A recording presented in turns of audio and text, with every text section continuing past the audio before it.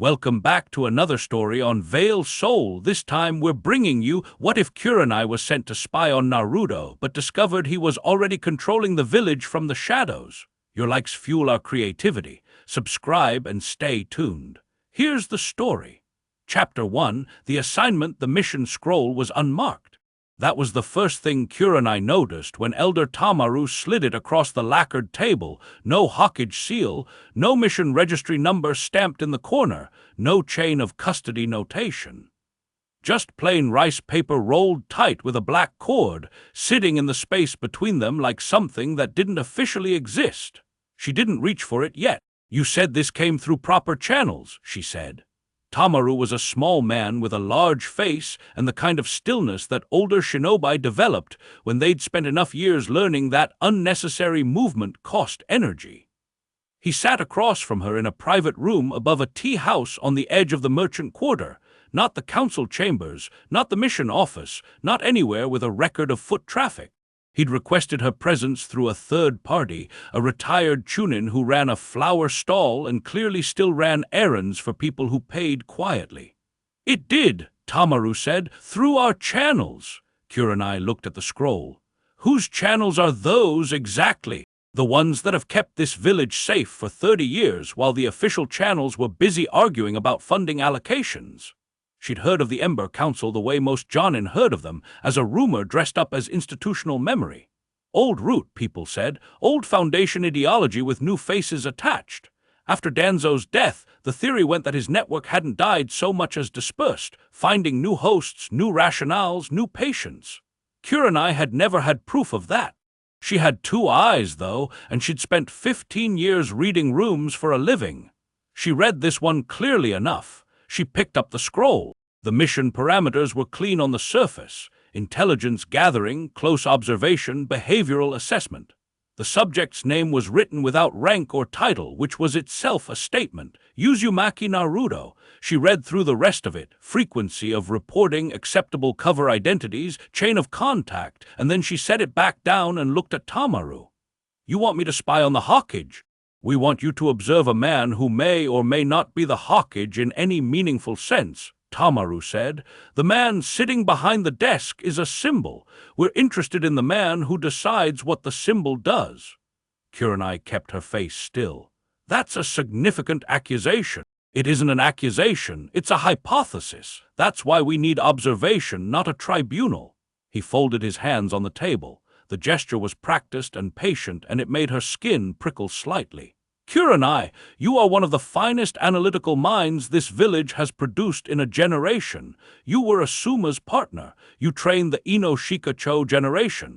You understand loyalty and you understand genjutsu, which means you understand that what people see and what is real are often very different things." "Flattery from a man without a seal on his paperwork," she said. "That's almost impressive. You'll be compensated through untraceable." "I don't care about the compensation."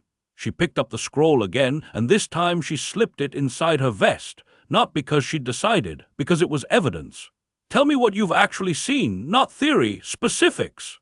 Tamaru's expression shifted just fractionally, the small tightening around the eyes that meant he hadn't expected her to stay in the room long enough to ask that. He recalibrated. 3 months ago," he said, "a trade dispute with Kiri was on the verge of producing an armed incident at the eastern harbor. 2 Kiri warships in the bay, 2 Konoha battalions mobilized along the coast road. The Hawkage's office was preparing a formal diplomatic overture, standard procedure, projected resolution timeline of 6 to 8 weeks pending back-channel negotiations." "I remember the incident," Kurenai said. "It resolved in 4 days." "It resolved in 4 days," Tamaru confirmed. "The official record attributes this to a Hawkage-sanctioned envoy. That envoy, a man named Daichi, a trade liaison, submitted his report 12 hours after the warships turned around. He wasn't the reason they turned around. He arrived to find the crisis already over and wrote his report accordingly, because that's what you do when someone above you has already solved the problem and you're smart enough not to ask questions." Kurenai was quiet.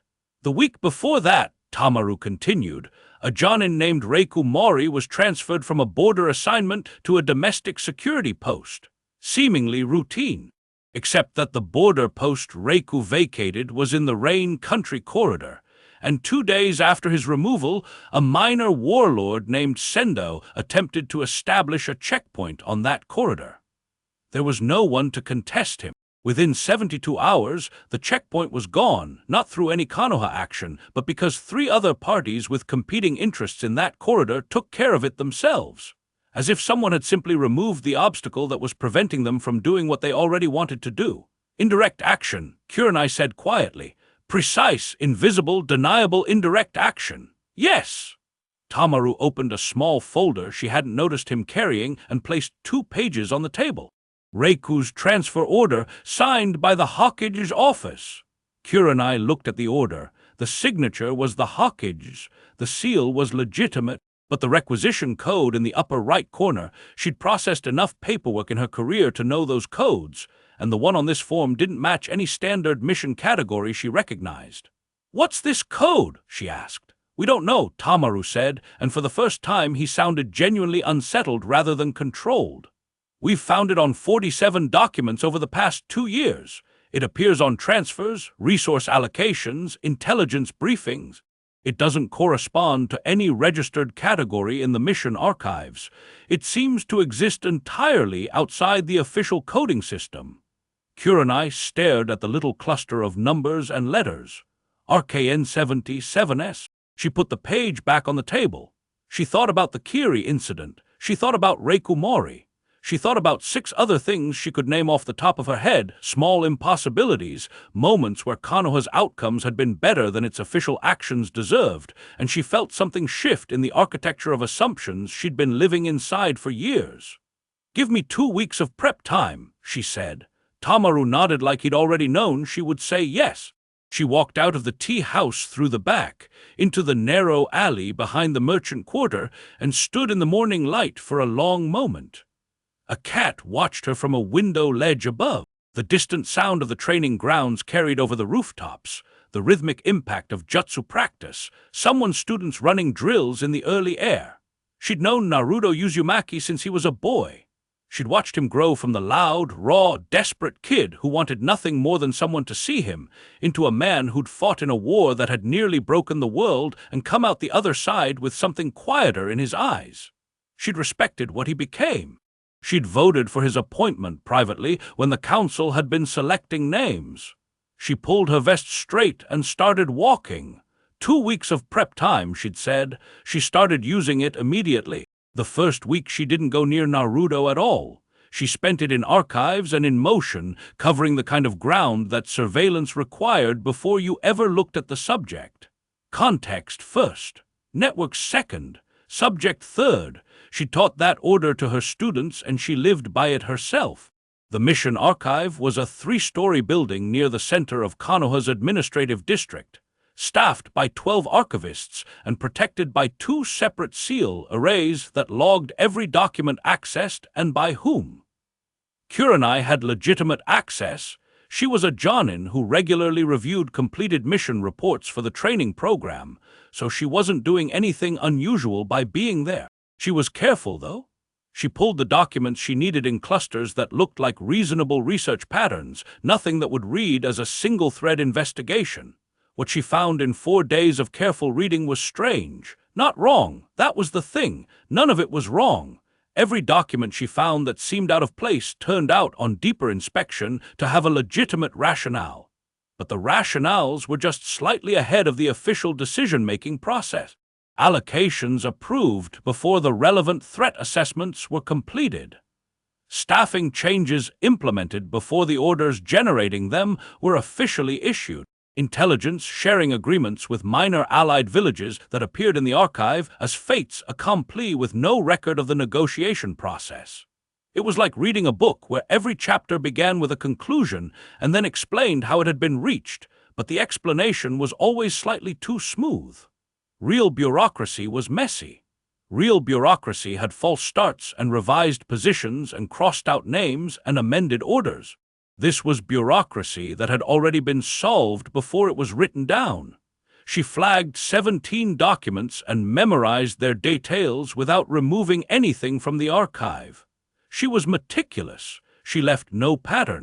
On the 5th day, she went to see Anko. Anko Mitarashi was many things: a woman who ate dango with terrifying commitment, a former intelligence operative, and one of the few people in Konoha who knew the village's shadow geography as well as its official one. She and Kurenai had been friends for 2 decades, through Anko's dark years after Orochimaru and through Kurenai's grief after Asuma, the kind of friendship that had been tempered in enough pain to be unbreakable. She found Anko at her usual table outside a dango shop on the east side, working through her 3rd skewer before noon. "You look like someone handed you a math problem you can't solve," Anko said without looking up. Kurenai sat down. She ordered tea. She waited until the server was gone. "How often do you cross paths with the Hawkage office these days, in your capacity?" Anko had transitioned to an intelligence coordination role 2 years ago, which put her at the intersection of several information streams that most Jonin didn't access. She looked up now. Something moved in her eyes that wasn't quite wariness, more like recognition. "Why? Professional curiosity," Kurenai said. Anko ate the rest of her dango. She set the skewer down. "You know what I find interesting," she said conversationally, "is that about once a month I get a briefing that I didn't request on a topic I was already thinking about. Detailed, accurate, sourced, no sender attribution. It just appears in my routing queue with a standard administrative header." She paused. "I started keeping them. I've got 23 of them. I've never been able to source any of them to anyone in the official briefing chain." Kurenai kept her hands relaxed around her teacup. "What do you do with them?" "I act on them," Anko said simply, "because they're always right." She met Kurenai's eyes. "You're investigating something. I'm thinking about something." "Same thing for you." Anko picked up a new skewer. "Be careful what you think about, Kurenai. Some thoughts are bigger than the thinker." She didn't explain that. She went back to her dango. Kurenai walked home through streets that felt subtly different than they had a week ago, not physically changed, but recontextualized, the way a painting looks different once you know who made it. The flower stalls, the mission board, the ANBU patrols rotating overhead. The village ran visibly on its official systems and invisibly on something else, and the something else was what kept it actually running, and until 6 days ago she hadn't let herself see it clearly. She had now. She couldn't unsee it. She sat at her kitchen table that night with a clean sheet of paper and wrote down everything she knew and everything she suspected, keeping them in separate columns. The first column was long. The second was longer. She circled the code.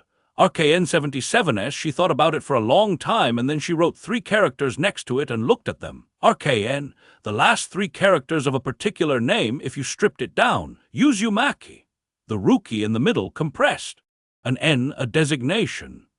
And 77, which, she checked, because she remembered mission formats, was the internal code for an operation classified above the Hawkage standard clearance level.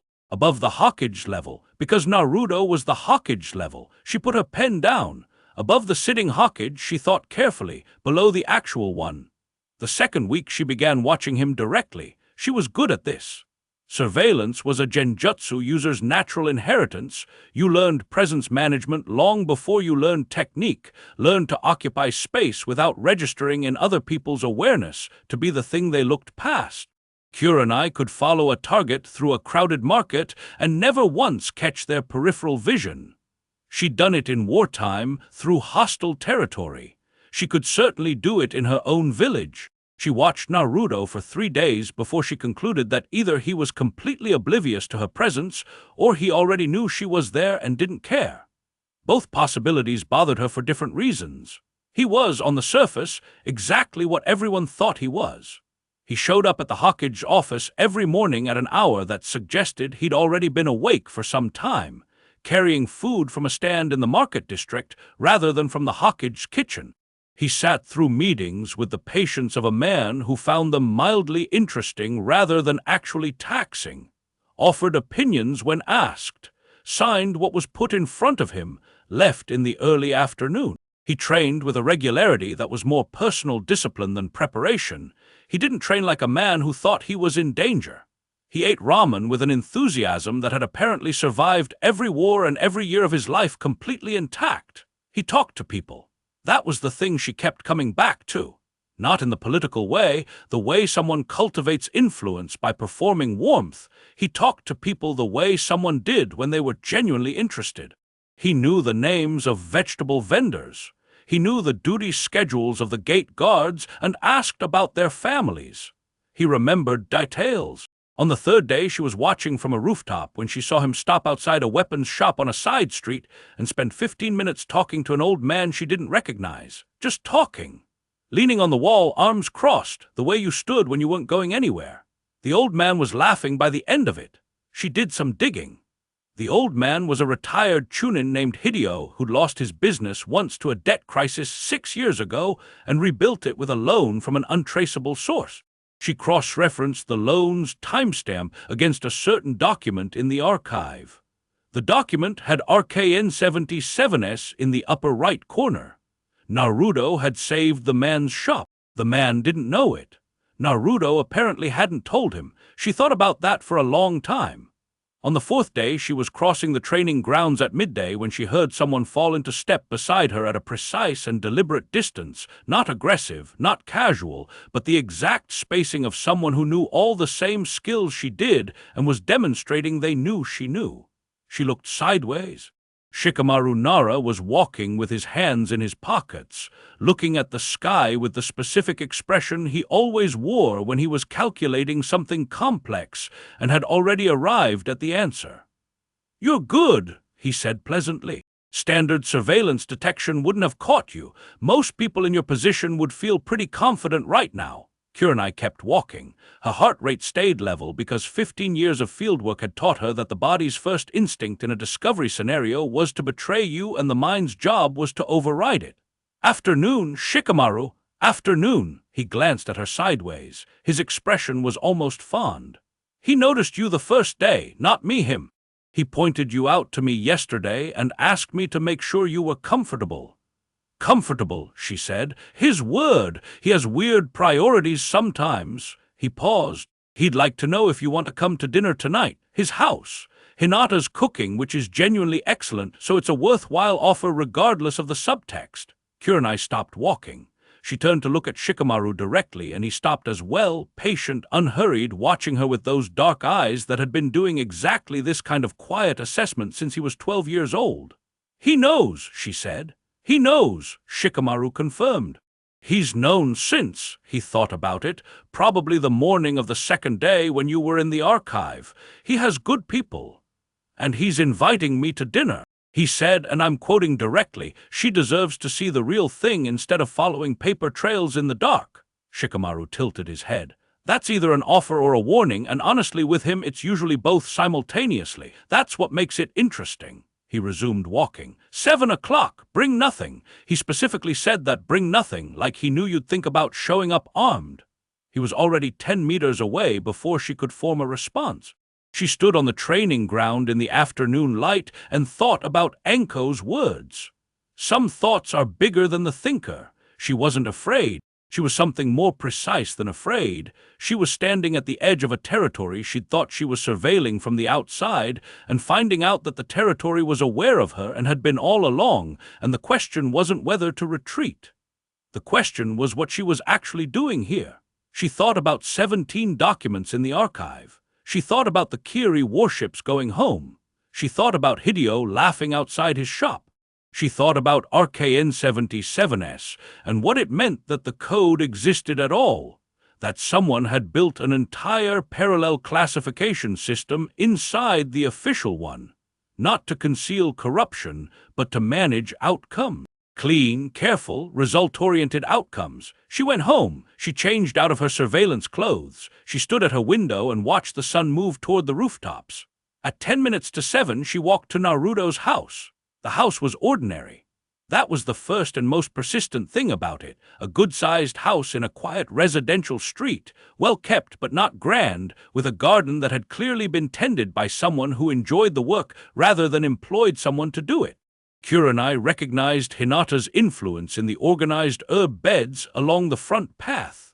She'd been to Hinata's family compound enough times to know her gardening habits. She knocked.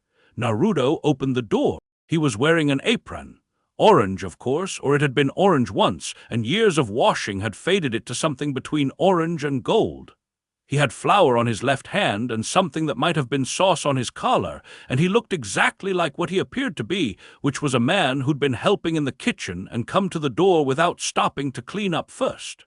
"Hey," he said, "glad you came."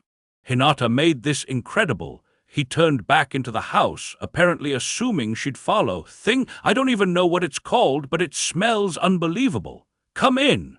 She followed him inside. The interior was warm and lived in. Bookshelves on 2 walls, mixed between serious texts and what appeared to be a significant collection of terrible adventure novels whose spines were cracked from rereading. A low table with cushions around it. A kitchen opened to the main room where Hinata was at the stove, and she turned when Kurenai entered and gave her that quiet, precise smile that had always made Kurenai think of still water, appearing simple right up until you looked down and couldn't find the bottom. "Kurenai-san," Hinata said. "Please sit. It's almost ready."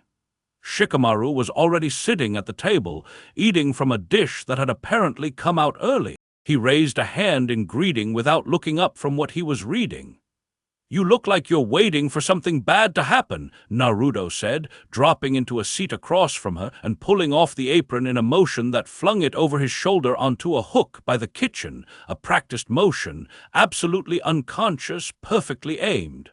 "We're just having dinner." Kurenai sat.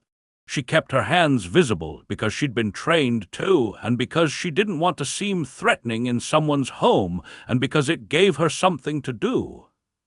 "You knew I was there the first day," she said.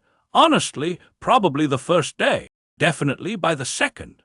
He propped his elbow on the table and rested his chin on his hand, watching her with those blue eyes that were so very different up close than across a surveillance distance. Not the eyes of someone who didn't notice things, the eyes of someone who chose what to do about what they noticed. "You're really good, by the way. Most people, I just enjoy watching them figure it out. You were going to get there on your own, probably another week." "Get where?" she asked. He smiled. Not the big open grin that was his public face, something smaller, more private, the expression of a man who had stopped performing long ago. "To here," he said simply. "The actual question." Hinata brought the food to the table. They ate. The thing Hinata had made was extraordinary, a slow-braised dish with root vegetables and a broth that tasted like someone had been patient with it for hours, and Naruto ate with his full and genuine attention the way he apparently gave everything, commenting on specifics and asking about the preparation with real curiosity. Shikamaru ate quietly and said nothing useful for 30 minutes. This appeared to be normal.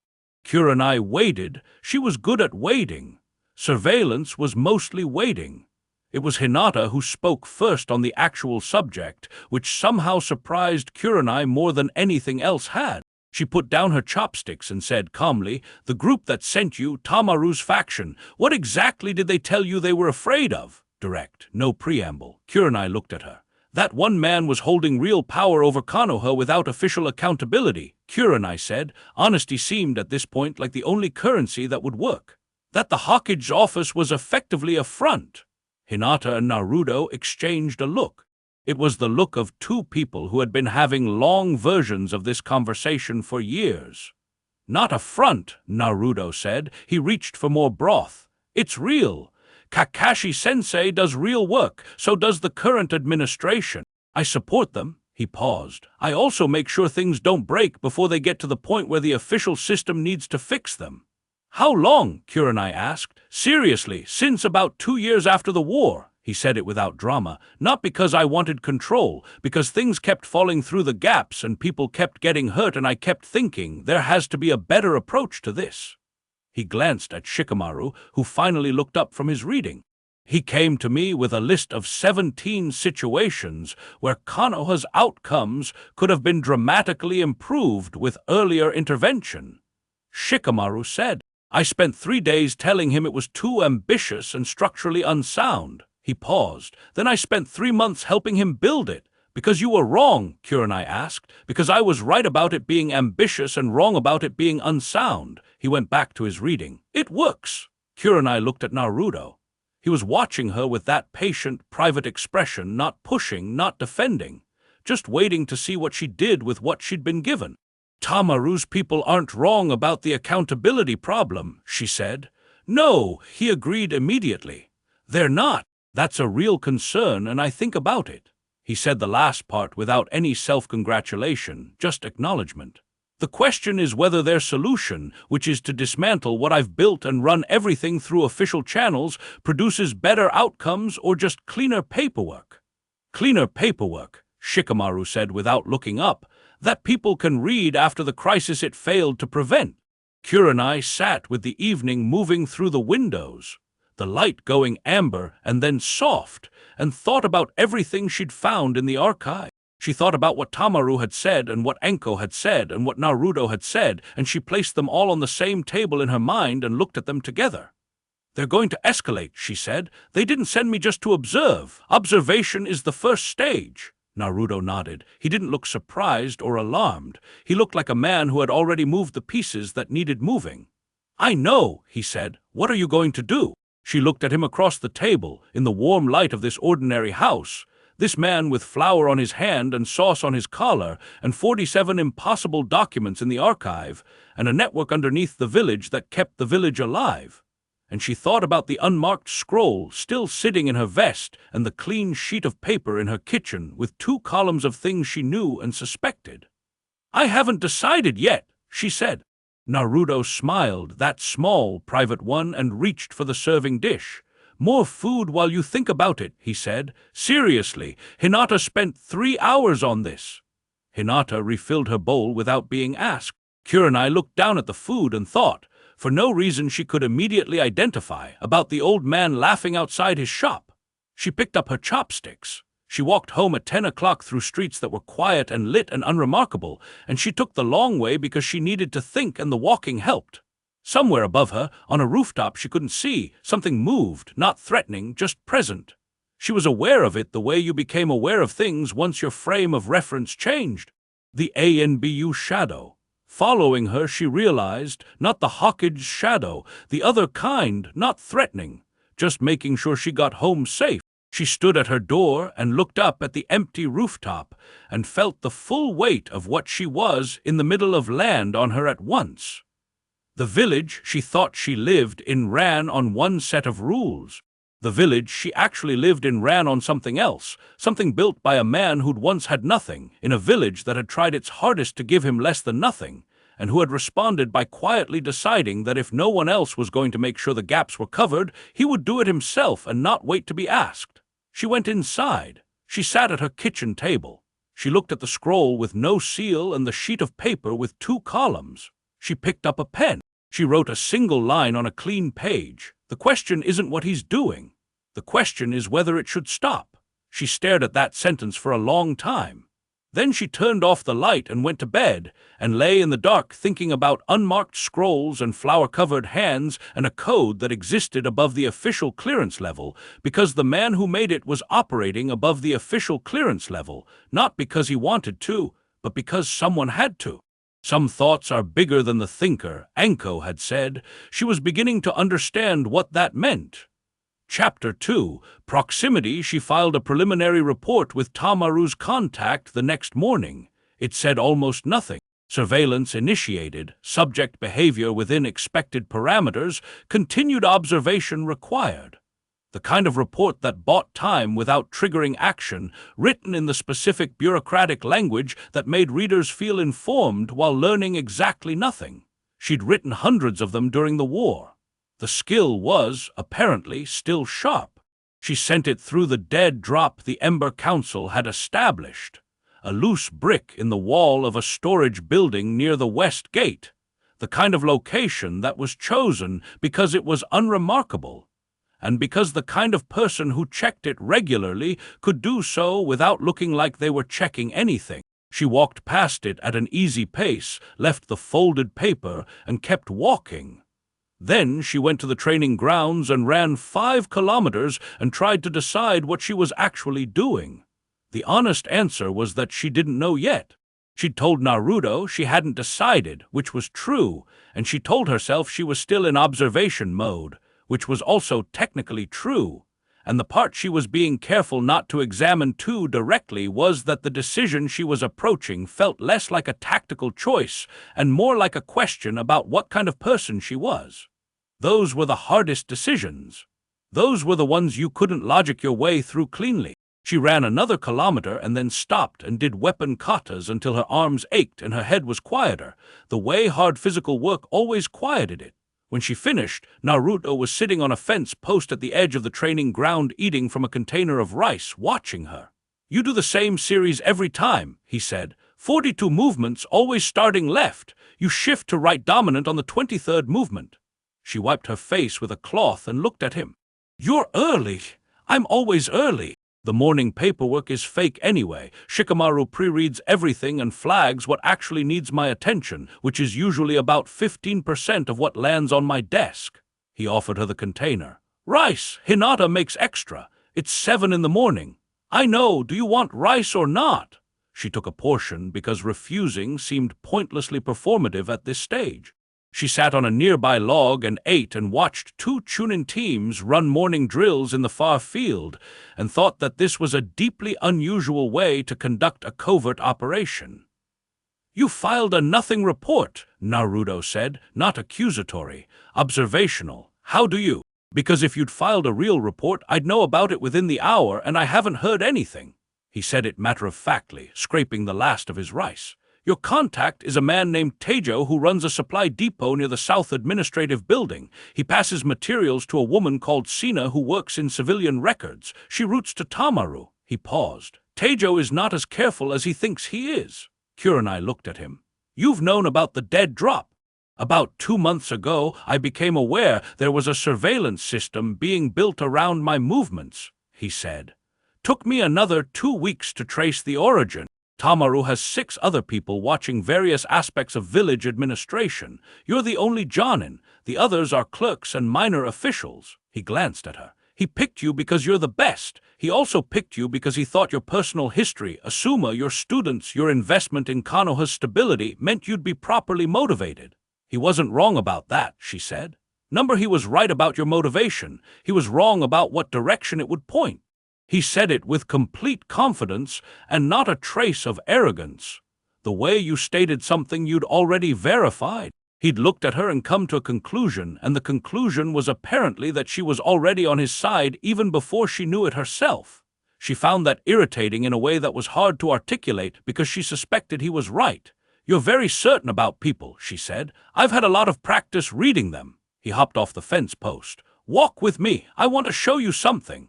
He took her to a part of the village she knew well and showed her something she'd never seen. The market district in the morning was alive in the way markets always were, vendors setting up, early shoppers moving through, the smell of food and goods and people overlaid with cold air that was only beginning to warm. Kurenai had walked through this district thousands of times. She knew the layout, the regular vendors, the flow of foot traffic. Naruto walked through it differently, not faster or slower, not obviously differently. But his attention moved in a way she now knew to watch for, checking things she would have categorized as background. The way the fabric vendor on the corner was stacking his goods told something. The conversation between 2 women at the fish stall, he didn't stop to listen, but he turned his head a fraction and caught enough. The small gathering outside a food cart on the near street, one voice slightly elevated. He drifted toward the elevated voice without appearing to change direction at all. A man was arguing with a cart vendor. Middle-aged, wearing the kind of clothes that had been good quality once and were being maintained past their natural lifespan.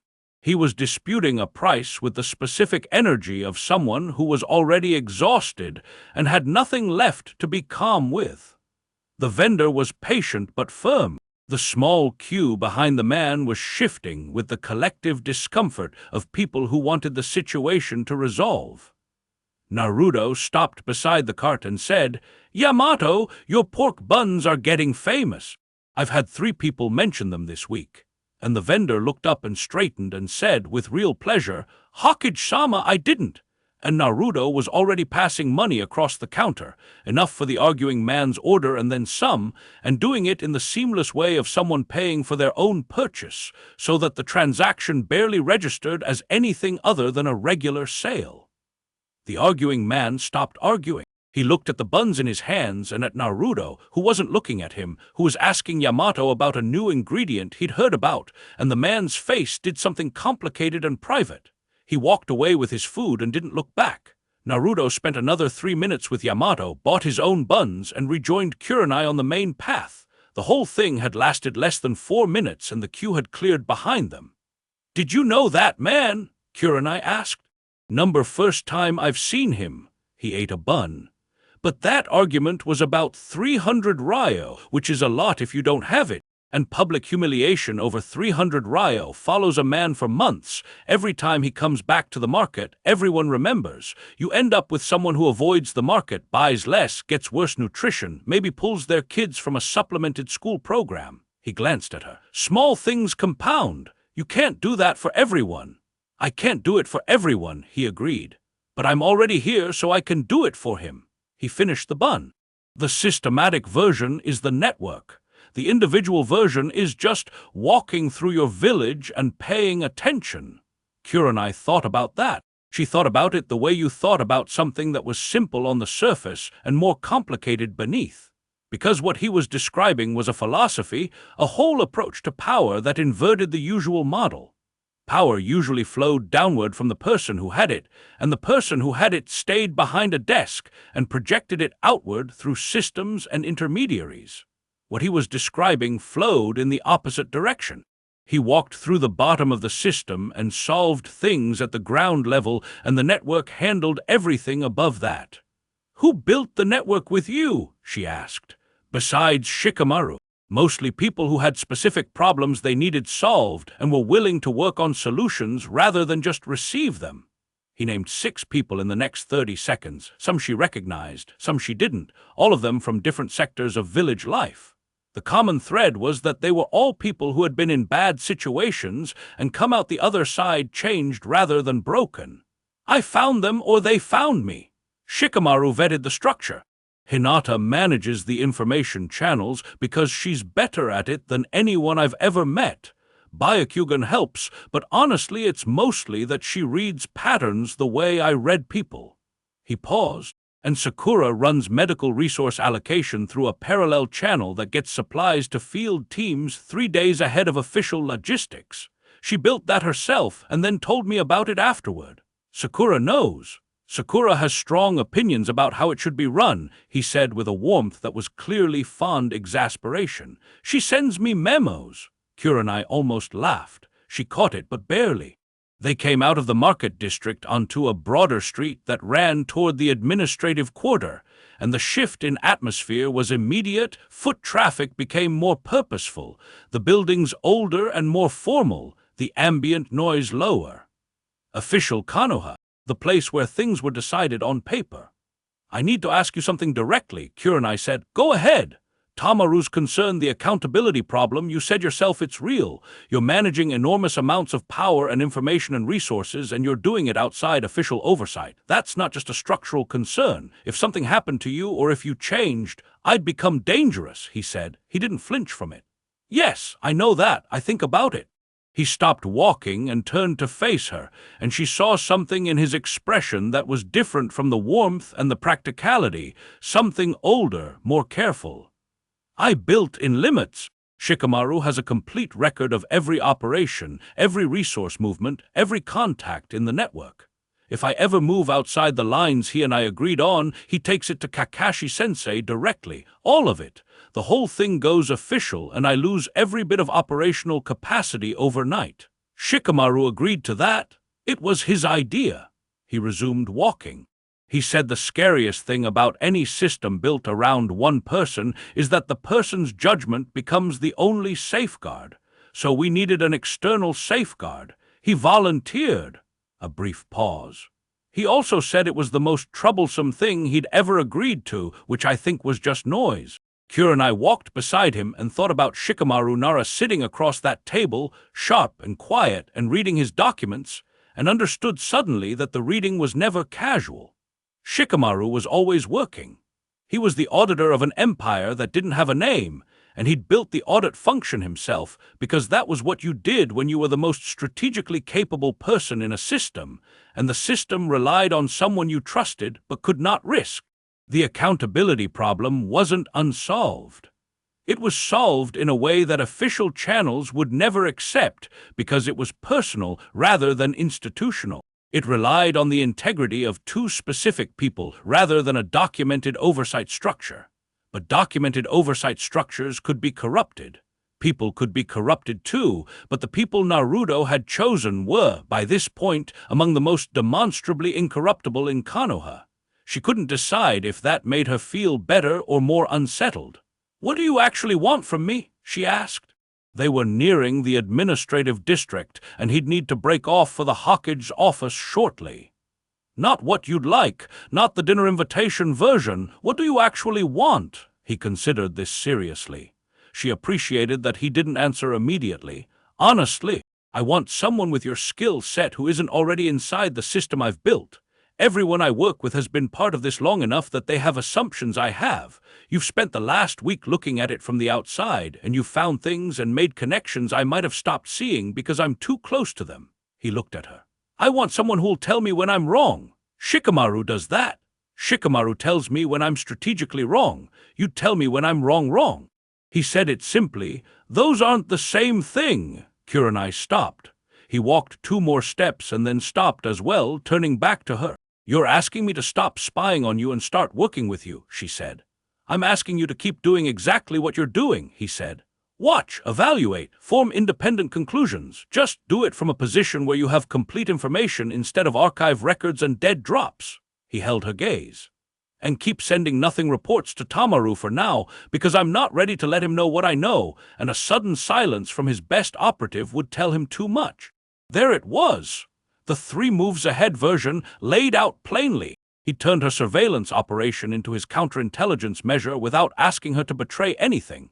He'd simply expanded the definition of what she was observing and where her conclusions would go. It was elegant. It was also a test. He was telling her exactly what he was doing and why, and leaving the choice entirely with her, because the only version of this that worked was the version she chose freely. "You need to understand," she said carefully, "that I haven't made any final decisions. I'm still evaluating."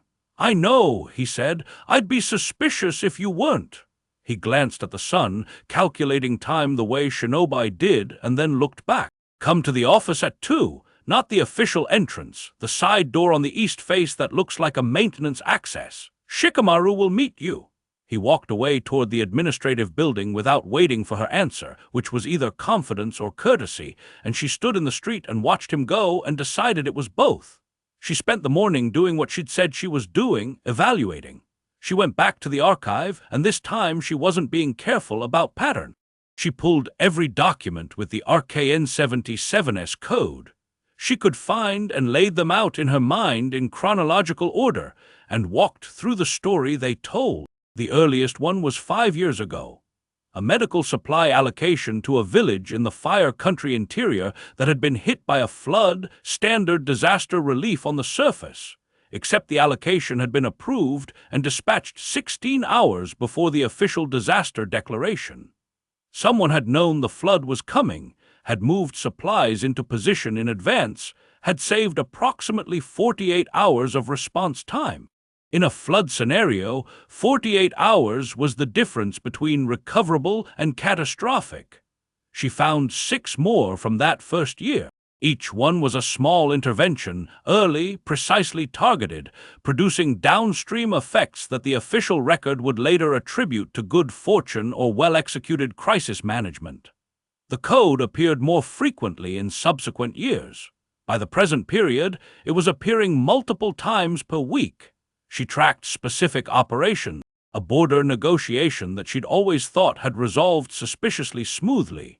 The RKN record showed a 6-week pre-negotiation intelligence operation that had mapped every leverage point of the opposing party, conducted entirely outside official diplomatic channels, and then the results had been handed to the official negotiating team as a background briefing from an unspecified source, 2 days before talks began.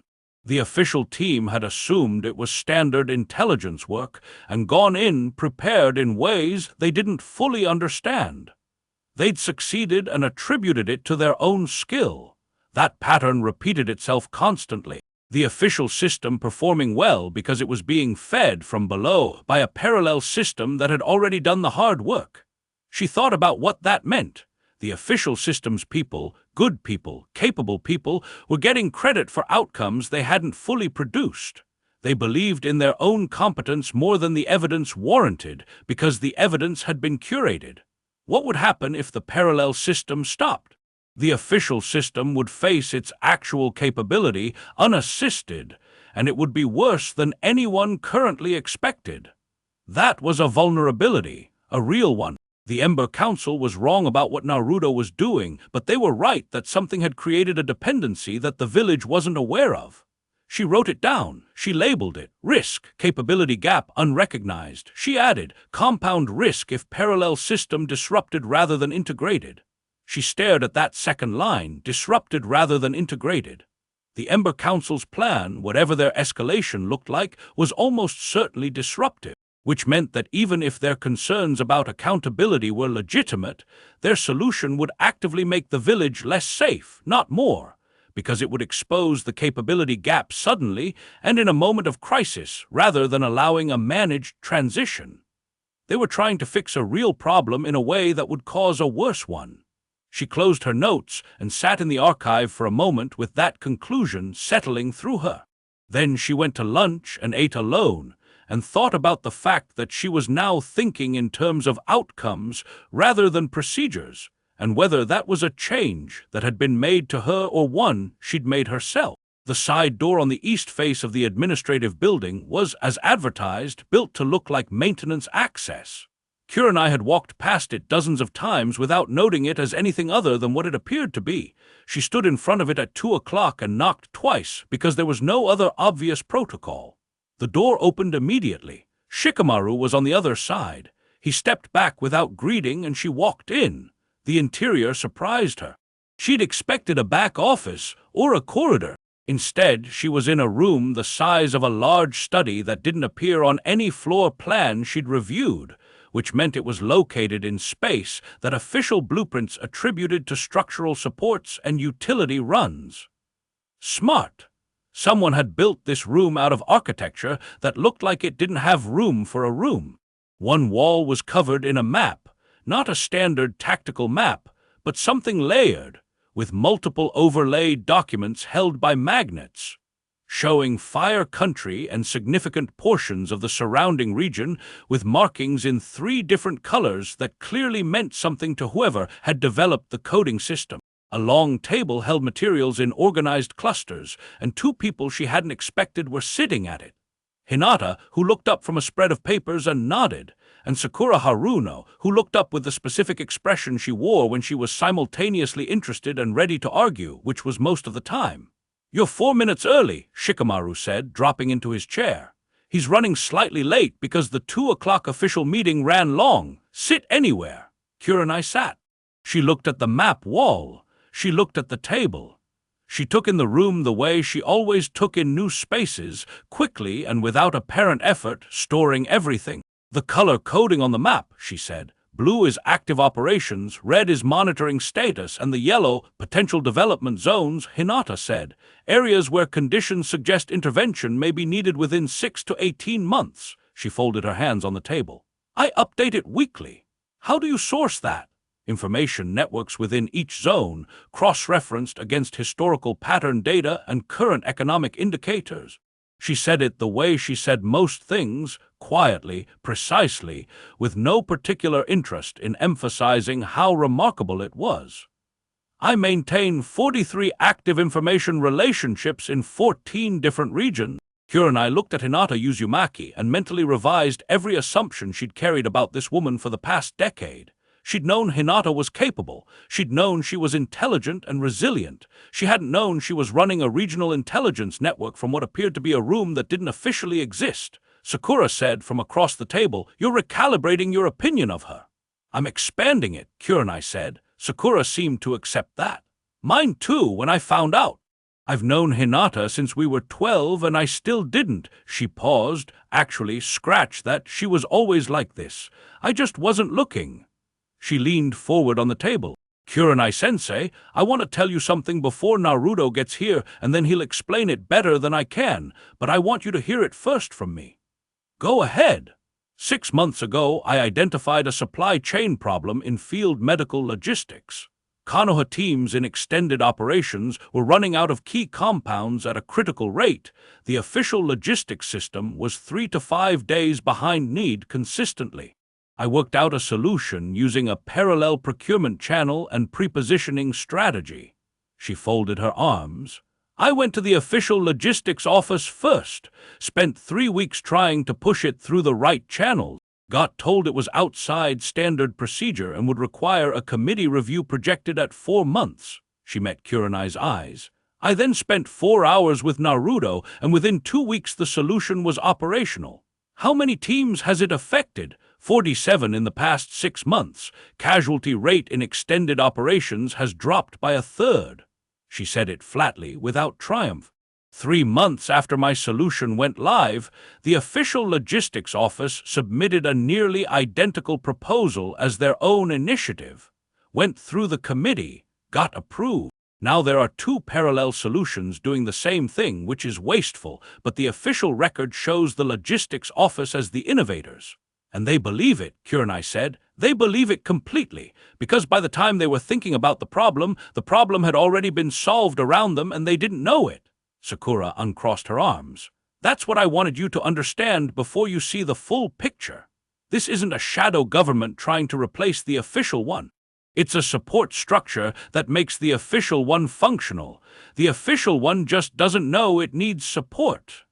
The door opened and Naruto came in. He had a document folder under one arm, and he was already talking before he sat down, which appeared to be his standard operating mode. Sorry, the meeting ran long because someone decided today was a good day to relitigate the Rain Country Corridor policy, even though we resolved that 8 months ago. He dropped into a chair and opened the folder and sorted 3 pages out. Okay, Kurenai. He looked at her directly. You've had the morning to look at whatever you wanted to look at. What's your current assessment? Just like that. No preamble, no easing into it. He asked the question the way he probably asked all his important questions, directly, immediately, treating her judgment as something worth hearing without qualification. She told him everything she'd concluded in the archive, including the capability gap analysis, including the compound risk if the Ember Council's escalation was disruptive. She laid it out in order, concisely, the way she'd been trained to deliver intelligence assessments. When she finished, Shikamaru was looking at her with an expression that was approximately as close to impressed as she'd ever seen on him, which wasn't very close because he'd been constructed without that particular range, but still readable. The capability gap, Naruto said. He tapped the table once. That's the problem I haven't fully solved. I know, she said. Every solution I've got involves either making the network official, which changes what it is and loses half its effectiveness, or continuing the current model indefinitely, which means the gap exists as long as I exist and gets more dangerous the longer the official system doesn't know about it. He looked at her. I've been trying to figure out how to transfer capability without transferring control. Shikamaru thinks it's a 5-year project. I think it's 3 if we're aggressive. What does Hinata think? Kurenai asked. Hinata said 4 years, and the transfer has to happen in parallel with cultural change in the official system or the transferred capability will be rejected. Institutions don't absorb foreign competencies easily. She's right, Shikamaru said, as usual. She's usually right, Naruto said without any irritation about it, which is why the estimate is 4 years. He closed his folder. Kurenai, I need to know where you are. Not definitively, I told you this morning you can keep evaluating, and I meant it. But I need to know what your current position is, because Tamaru's escalation timeline is moving faster than I initially calculated, and I may need to make decisions in the next few weeks that are harder to make without knowing whether you're a variable or a constant. The room was quiet. The map on the wall held its 43 information relationships and its colored zones of potential crisis, and its record of 5 years of quiet, impossible, unacknowledged work. She looked at Naruto, at this man who had been given nothing repeatedly and had repeatedly decided that wasn't enough reason not to give everything, and she made a decision that wasn't tactical. It was the other kind. "I'm a constant," she said. No one reacted dramatically. Shikamaru went back to his papers. Sakura exhaled. Hinata wrote something down. Naruto nodded once, the brief, acknowledging nod of a man receiving information he'd needed. "Thank you," he said. Then, practically, "We need to talk about what you tell Tamaru at your next check-in, because the nothing reports buy us time, but they don't buy enough. We need to give him something real that points him in the wrong direction." "I'm a genjutsu specialist," Kurenai said. "Creating detailed, coherent false impressions is my profession." "I know," he said it with that small private smile.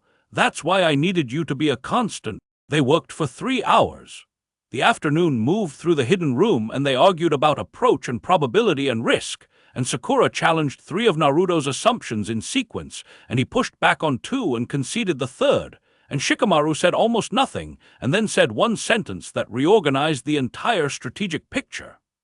Hinata produced specific intelligence that Kurenai hadn't known existed and used it to refine the misdirection plan with surgical precision.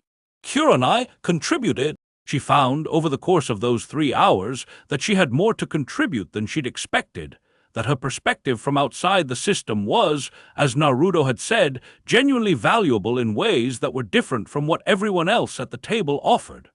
She saw things they'd stopped seeing. She asked questions that had no answers, which turned out to be useful because Shikamaru noted every unanswered question as a planning gap. When they finished, it was almost evening, and someone had produced tea at some point without her noticing, and her cup was half empty. "One more thing," she said, before she stood to leave. "The man in the market this morning, with the food cart." "What about him?" Naruto asked. "You said you didn't know him, but you knew it was 300 ryo." Naruto looked at her. "I heard the number during the argument. You heard it from a distance while apparently walking in a completely different direction." He held her gaze for a moment, and then the private smile came back. "I pay attention," he said. She walked out through the maintenance door into the evening, and stood in the side street with the last light going orange over Konoha's rooftops. And she thought about the difference between paying attention and actually paying attention, and about how those were 2 entirely different capabilities presented in the same word. She straightened her vest and walked home. Above her, on a rooftop she didn't look for, something moved with quiet purpose in the same direction. She didn't look up. She didn't need to. She was a constant now. That meant she was covered. The report she sent to Tamaru's dead drop 3 days later was a masterpiece of misdirection. It was detailed, credible, richly specific, and pointed entirely away from the hidden room and the map wall and everything she'd seen in it. It described a Naruto who was slightly more politically maneuvering than expected, more connected to certain merchant interests, possibly cultivating influence for an eventual second term. Normal political behavior, framed as mildly concerning, requiring continued observation. Tamaru would read it and feel his hypothesis partially confirmed and decide to wait for more information. She'd bought them a month, maybe 6 weeks. She stopped at the flower stall on her way home, the one run by the retired Chunin who had initially carried Tamaru's message to her, and bought a small bunch of early-season flowers, white ones that smelled clean and sharp, and told herself it was for her kitchen table. The retired Chunin, she now knew, had been a Naruto asset for 3 years. He'd been passing Tamaru's messages to the hidden room 2 hours after he passed them to her. She arranged the flowers in a vase at home and sat at her kitchen table. The paper with 2 columns was still there. She turned it over to the blank side and started writing new notes, not a mission report, something else. An account of what she'd seen in her own words for her own records, what it meant and what she thought about it, and where the lines were that she would hold regardless. She wrote for an hour. When she finished, she looked at what she'd produced and realized it was the first truly honest document she'd created in weeks. She put it in her mission record box, locked it, and went to bed. Outside, Konoha ran on its 2 engines, the visible one and the invisible one, and the night was quiet, and somewhere in a room that didn't exist on any blueprint, a map on a wall held 43 lights and 14 regions and 4 years of work to be done. Chapter 3. The merchant's name was Goru, and he was about to make a catastrophic mistake.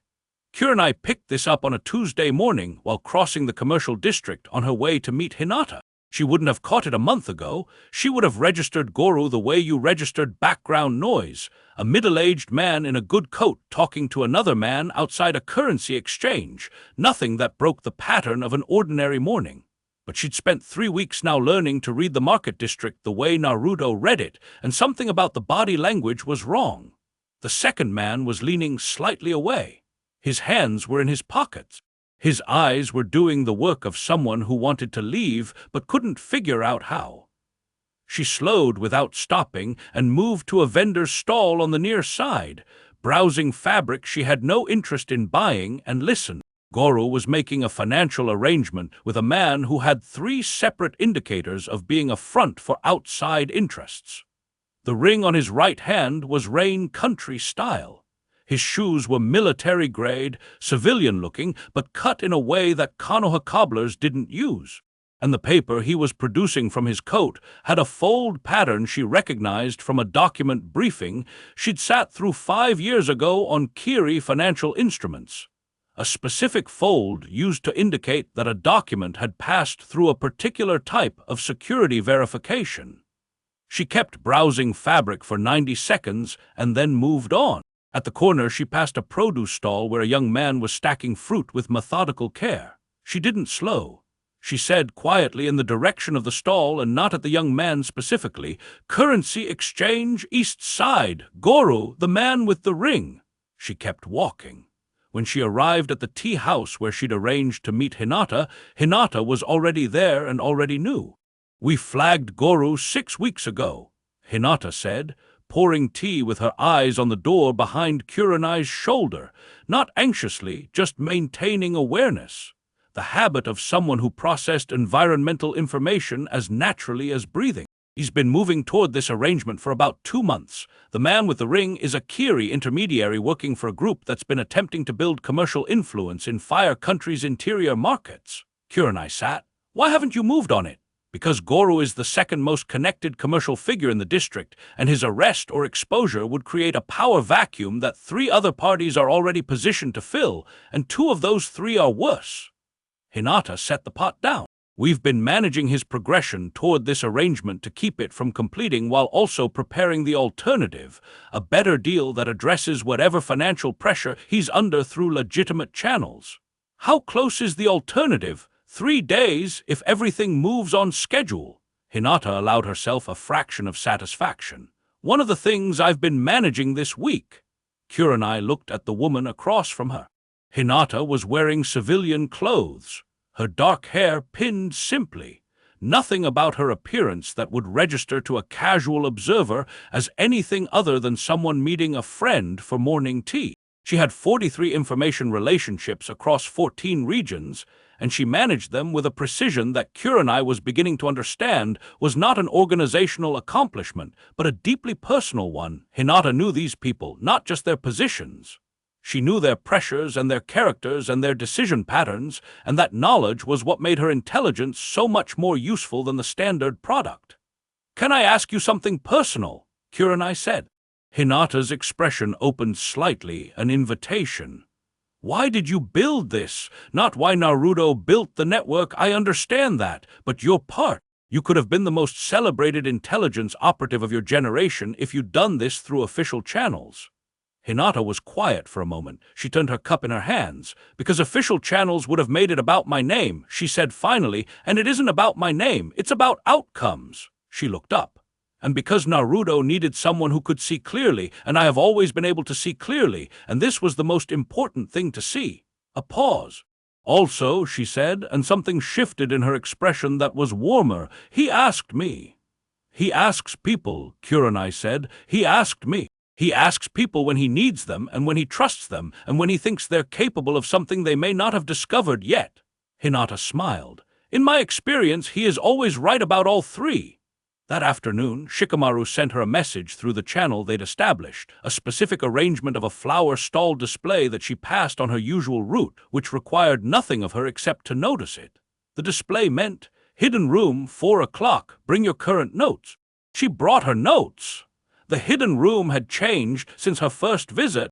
The map wall had expanded, 2 additional sections now covered, the yellow potential development zones updated with new notations. The table held a specific cluster of materials that hadn't been there before, organized in a way that told her something significant had been prioritized recently. Shikamaru was alone when she arrived. He was standing at the map wall with his arms folded, studying a section in the northeastern region with the expression he wore when something was bothering him that he hadn't yet resolved. "Sit anywhere," he said without turning around. She sat and spread her notes and waited.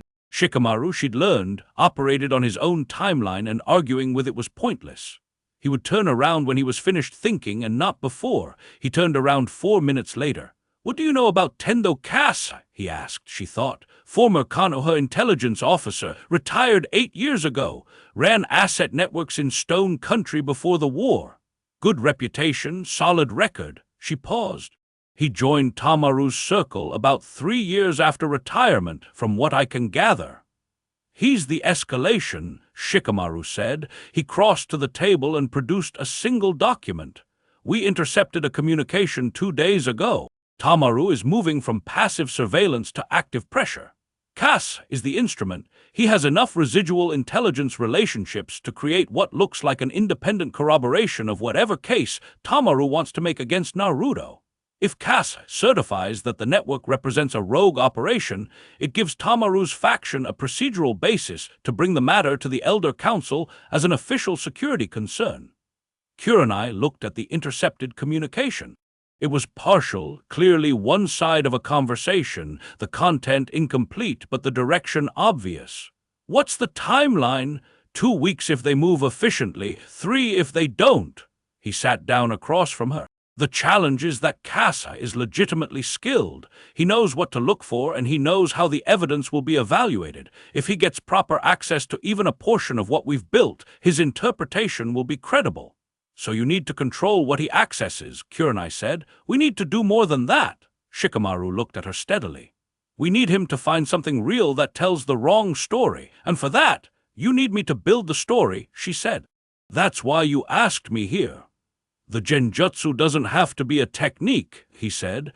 "The best ones never are. The best ones are information architecture. You build the layers and the subject walks himself through them and arrives at the conclusion you've already prepared." He tilted his head. "You've been doing this for 3 weeks on a smaller scale. The Tamaru reports.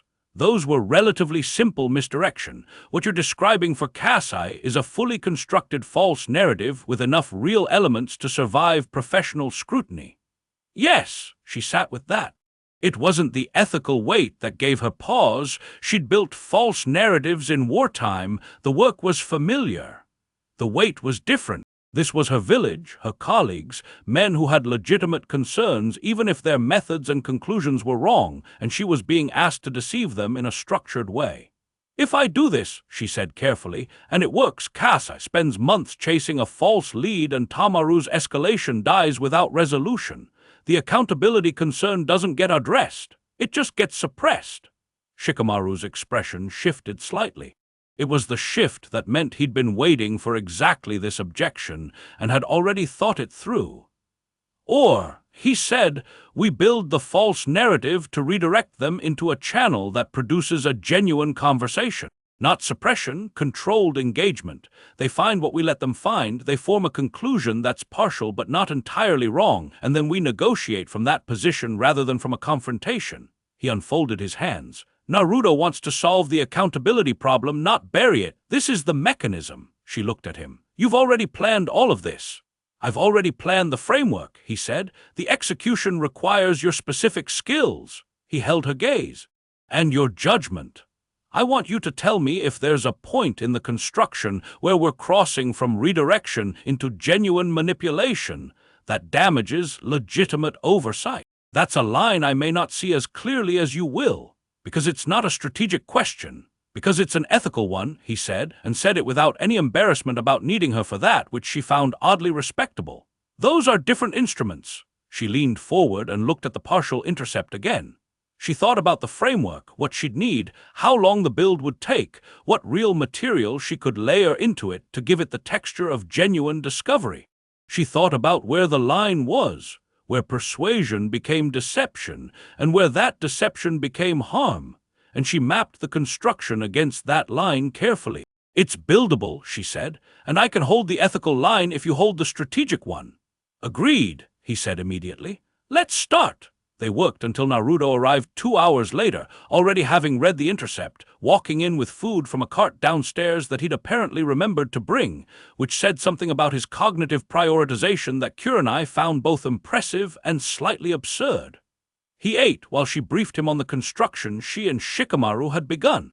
He listened without interrupting. That was something she'd come to recognize as one of his most significant qualities.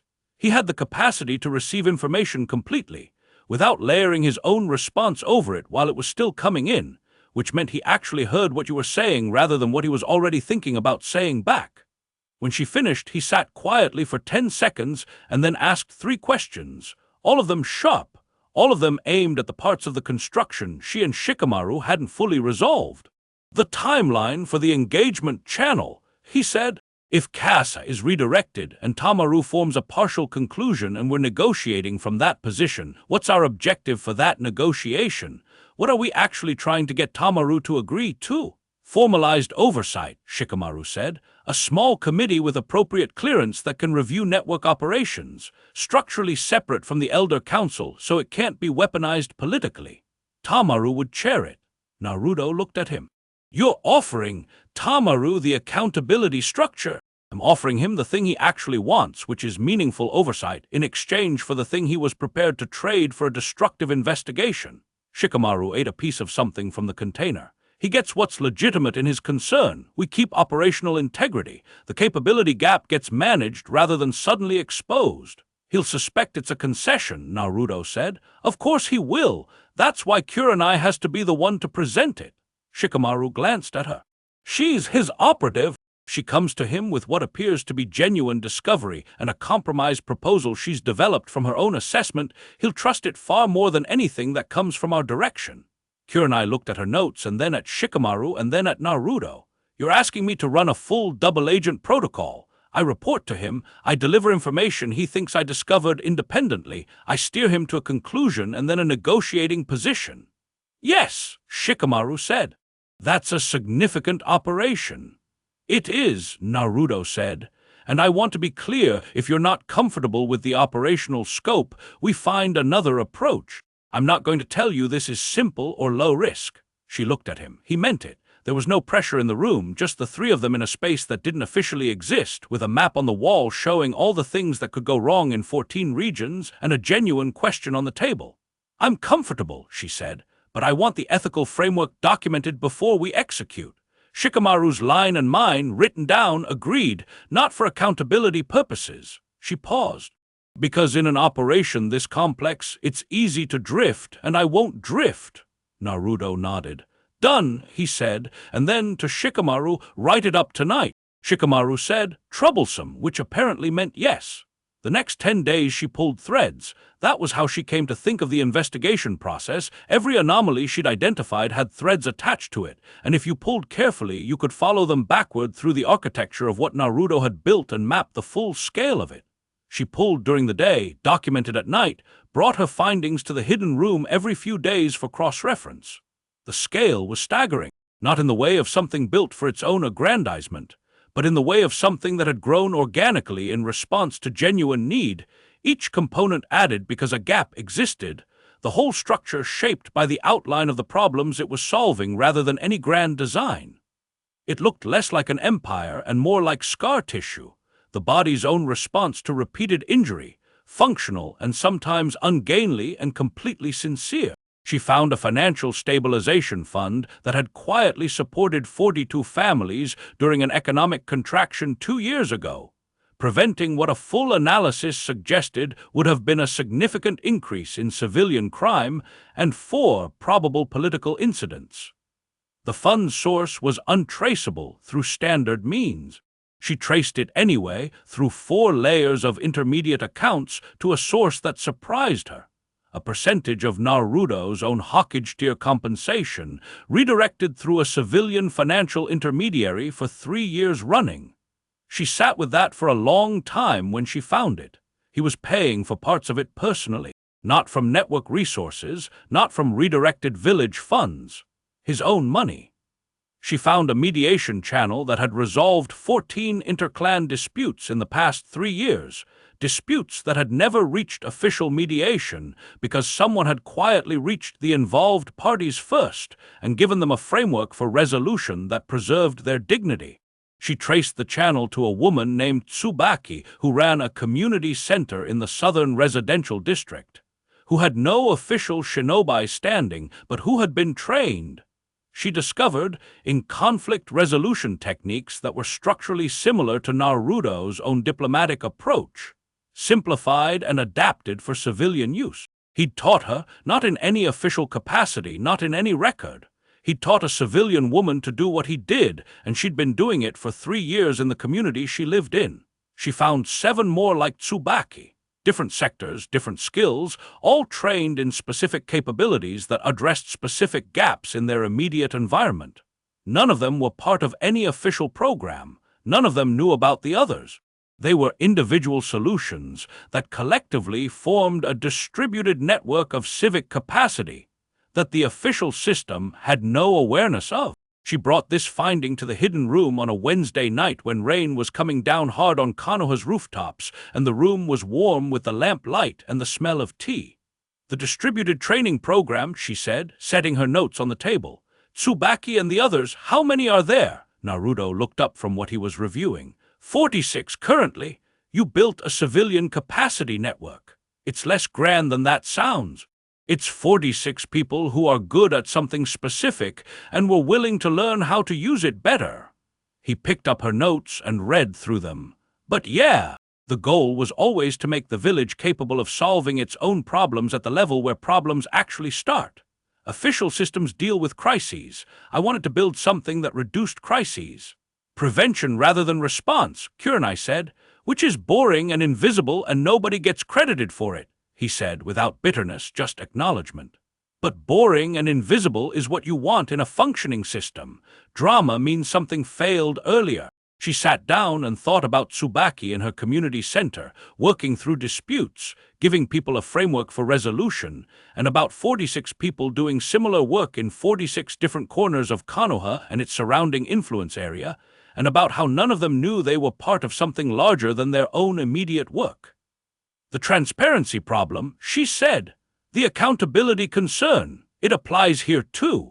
These people are doing work that shapes the village, and they're doing it outside any oversight structure. Yes, he said. That's the thing I can't fully resolve without formalization, and formalization changes the nature of what it is. He set her notes down. If Tsubaki is officially sanctioned, she changes how she's perceived, and how she's perceived changes what she can do. The effectiveness of what she does depends on her being a neighbor rather than a representative. But if her work were ever scrutinized, she's fine, Shikamaru said from the corner where he'd apparently been present for the last 10 minutes without her noticing, which was either a testament to his stillness or to how absorbed she'd been. We reviewed it 6 months ago. What she does is entirely within civilian legal parameters. It's community work. The concern isn't legal exposure, it's that if someone decided to frame it as something else, as coordinated political activity with official backing, it could be used to pressure the people involved. Which is what Tamaru would do if he found them, Kurenai said. If Tamaru found the right thread, Shikamaru said, which is why the construction we're building for Kasai specifically avoids any trail that leads to the civilian network. Kurenai thought about that. What does it lead to instead? Shikamaru permitted himself a brief, dry expression that was as close as he got to satisfied. The financial maneuver, the Merchant District Stabilization Fund, it leads to the money, which leads to Naruto, which leads to Naruto's legitimate personal finances being used in ways that are generous but not actionable. He tilted his head. A Hokage who privately subsidizes economic stabilization. That's the story Kasai finds. It's real, it's verifiable, and it's the version of the narrative that makes Tamaru's accountability concern about money rather than power. Naruto said, Money is easier to formalize than power. If the concern becomes about financial transparency, we can offer formal financial disclosure. That addresses the legitimate concern without touching the operational network. Kurenai looked at the two of them. You've been building this specifically, she said. The financial layer as the sacrificial disclosure. You designed it to be findable. About a year ago, Naruto said, without any particular pride about it, when I realized a confrontation with whoever was organizing against the network was eventually inevitable, I needed something real to offer that wasn't operationally significant. He picked up his tea. The fund is real. The disclosure is real. The limitation is that it only addresses one dimension of the accountability problem. But it's the dimension Tamaru's circle is equipped to process, and it opens a door to the oversight committee structure. You planned for someone to investigate you, Kurenai said slowly, and you planned what they'd find. I planned what I was comfortable with them finding, he said, the distinction careful. There's a difference. There was, she sat with it. She thought about the layering of this, the preparation over years, the sacrificial disclosure, the oversight committee concept, the civilian network carefully isolated from the trail, the everything of it, and she thought about the level of forethought required, the patience required, the sustained clarity required to build something this complex while also running a village and eating ramen and helping strangers in the market and spending 3 hours on dinner. She thought about the boy who had wanted to be seen. She thought about what he'd grown into. You're not hiding, she said. He looked at her. You've been told to hide your power, I'd imagine. By Shikamaru, by Hinata, by probably everyone with any caution in them.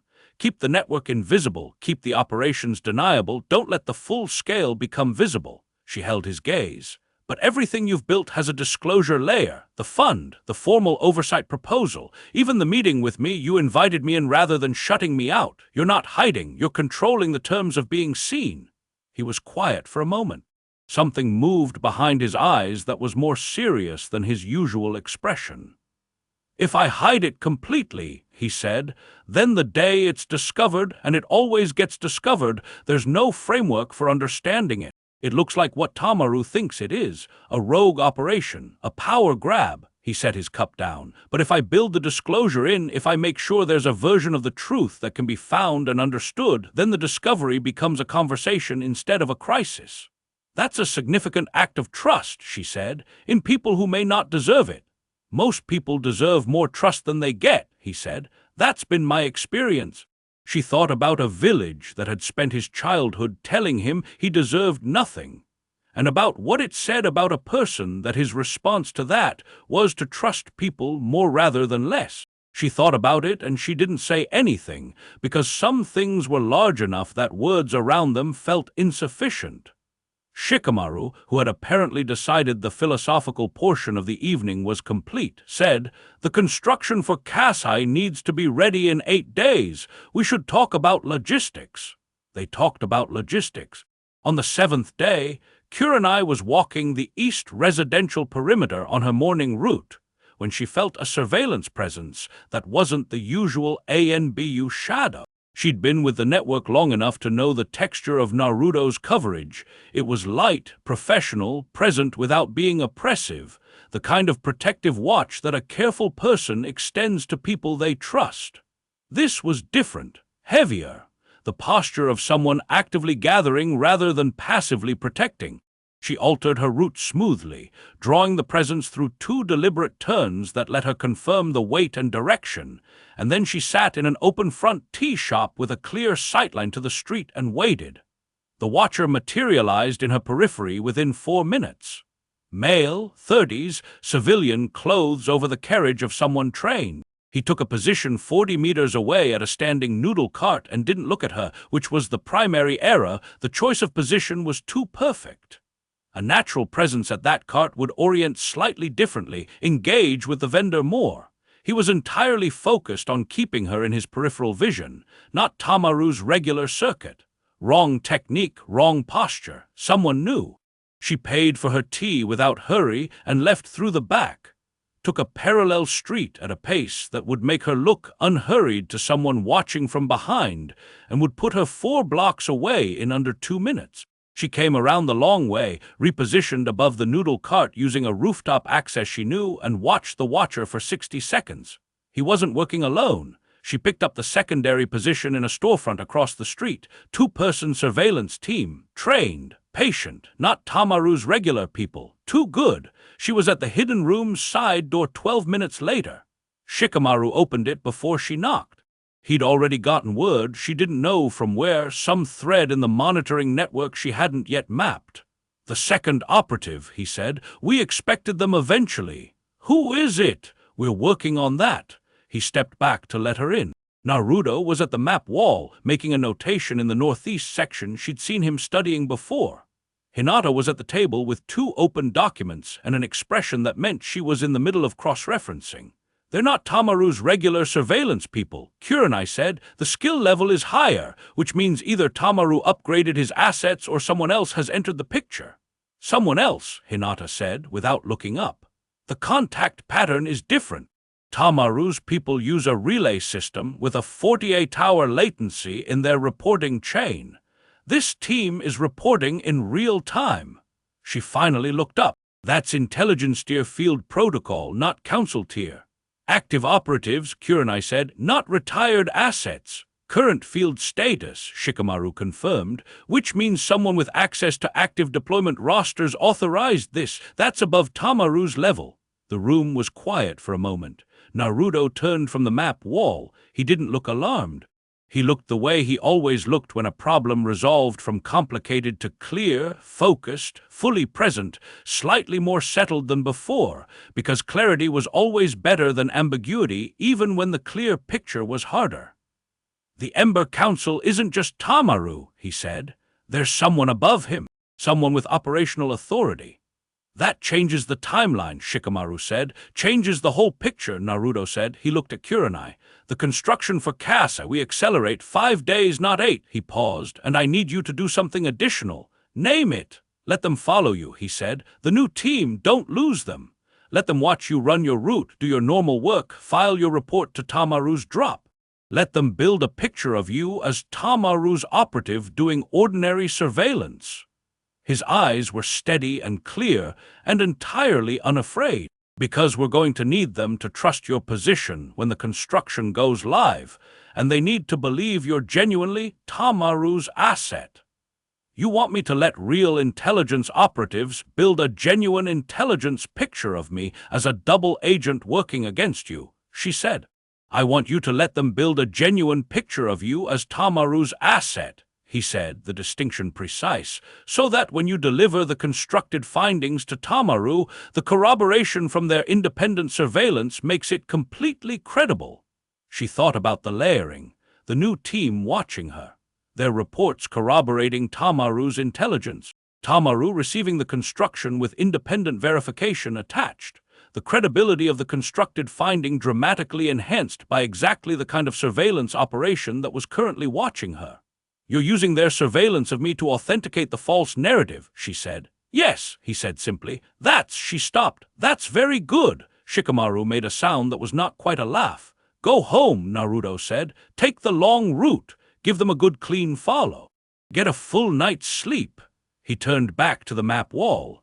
"Tomorrow we start building the story they're going to find." She left through the maintenance door and walked home the long way, aware of the 2-person team on her tail, moving naturally and unhurried, and she thought about a village that ran on 2 engines, and a man who had designed the second one to be discoverable on his own terms and in his own time.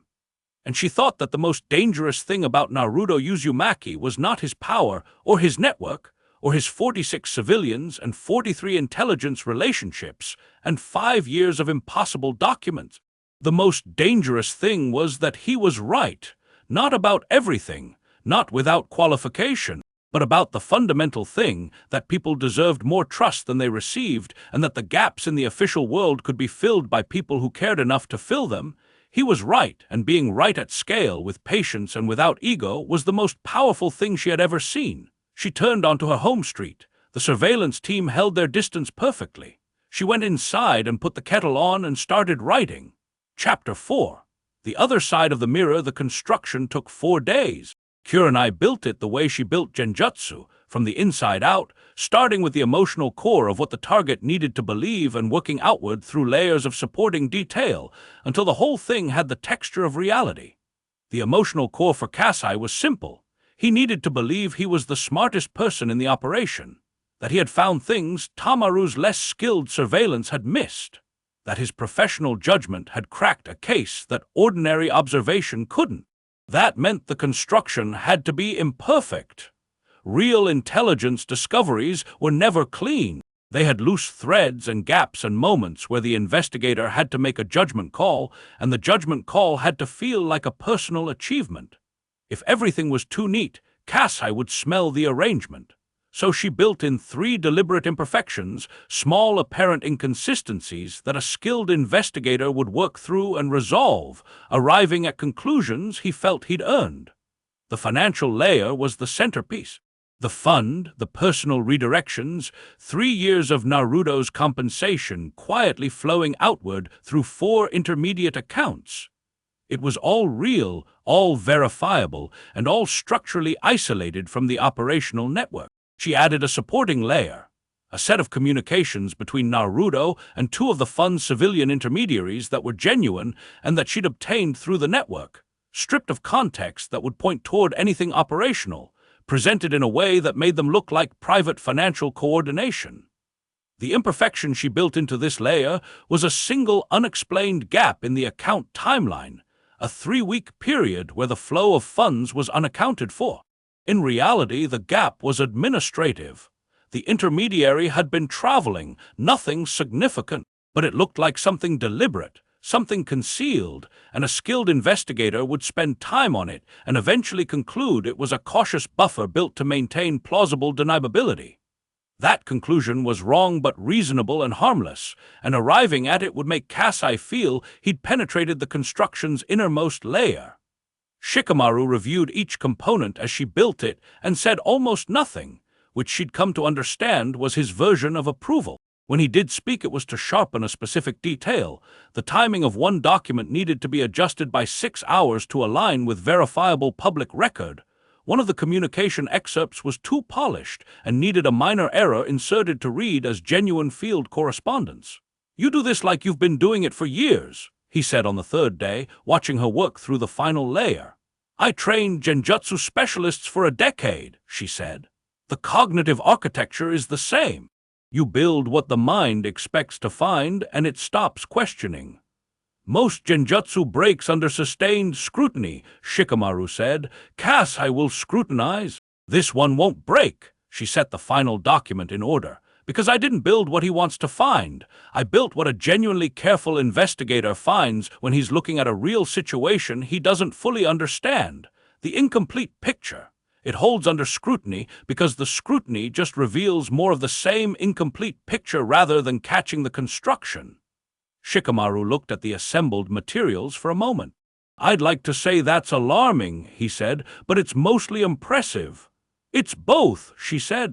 On the 4th day, she delivered the construction to Tamaru's dead drop in pieces, spread across 2 separate passes in a pattern that made it look like material gathered over several days rather than built in 4. The cover story was that she'd identified a secondary financial trail through her surveillance and followed it carefully before reporting. The pieces were sequenced to build toward the financial revelation progressively, giving Kasai, who she assumed would receive the material within 24 hours, the experience of following the trail himself. Then she went home and waited. She didn't wait long. 36 hours after the delivery, Tamaru's contact, not the retired Chunin, a different one, which suggested Tamaru had elevated the operational tier in response to the new material, reached her with a request for a meeting. The location was different from the original tea house, a private room in a small inn near the western administrative boundary, the kind of place that did quiet business with people who needed undocumented accommodation. She wore the same clothes she'd worn to the first meeting. A small, deliberate signal she was the same operative. Nothing had changed in her fundamental position. She arrived 3 minutes late because arriving early looked eager and arriving on time looked prepared, and she needed to look like someone who'd been conducting surveillance for weeks and was slightly road-worn from it. Tamaru was there. Kasai was there. She read Kasai in the first 5 seconds. 60s, compact, the specific stillness of a former field operative who had never fully transitioned out of field posture. His eyes did what hers did when she entered a room, a quick, complete assessment sweep that ended with his hands relaxed on the table, threat analysis complete. He was the kind of man who would have been excellent in her generation. Kurenai, Tamaru said, "This is an associate with relevant expertise." Kasai, she said, not asking, just acknowledging, let him know she'd done her research on Tamaru's network. It was the kind of thing a careful operative would know, and being seen to know it was more valuable than playing ignorance. Kasai's expression shifted fractionally. He recalibrated her. "Good. The material you submitted," Tamaru said. "Walk us through it." She walked them through it. She did it the way a careful investigator reported a genuine discovery, methodically, with appropriate uncertainty where uncertainty existed, making the judgment calls audible rather than presenting conclusions as foregone. She spent extra time on the 3 imperfections she'd built in, treating them as live questions she hadn't resolved rather than planted elements, and watched Kasai's attention sharpen each time she did. He was good. He caught 2 of the 3 imperfections before she'd finished presenting the relevant sections. He said nothing, just made notes, but she could see the quality of his engagement change. He'd gone from evaluating her to working with her. The shift that happened when a skilled analyst recognized another skilled analyst and started thinking collaboratively. "The 3-week gap," he said, when she reached that section. "I've looked at it from 4 angles," she said. "I can't close it cleanly. The most probable explanation is deliberate compartmentalization, a buffer built in at the account level to maintain separation between the personal financial activity and whatever operational function it's supporting. Or it's administrative," Kasai said. "Simple timing gap, nothing significant." "Possible," she said. "I don't think so, but I can't eliminate it." "Why don't you think so?" "Because the gap occurs at a point in the fund's activity cycle that correlates with 3 external events I've separately identified as potentially connected to the network's operational timeline." She produced the correlation notes, genuine from her own work, the connection real but the interpretation ambiguous. "Could be coincidence. The clustering bothers me." Kasai looked at the notes for a long moment. "It bothers me too," he said. Tamaru, who had been listening in the specific silence of a man allowing experts to work, said, "What's your assessment of the operational significance? Is this a financial operation, or is the financial element a surface layer?" "Surface layer," Kurenai said, with the appropriate hesitation of someone stating a conclusion they aren't fully confident in. "The financial activity is too careful, too structured to be primarily financial. It's covering something. I haven't been able to determine what the underlying structure looks like." "We have some information about the underlying structure," Kasai said. He glanced at Tamaru, who nodded. He produced his own materials. She read them.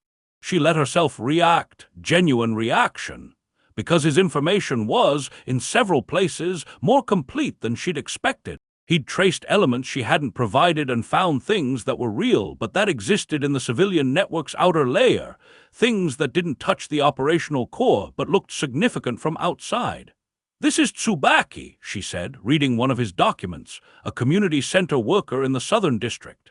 Kasai had flagged her activity as potentially significant. "And 6 others with similar profiles," Kasai said. "Civilians engaged in what appears to be community work, but with patterns suggesting coordination.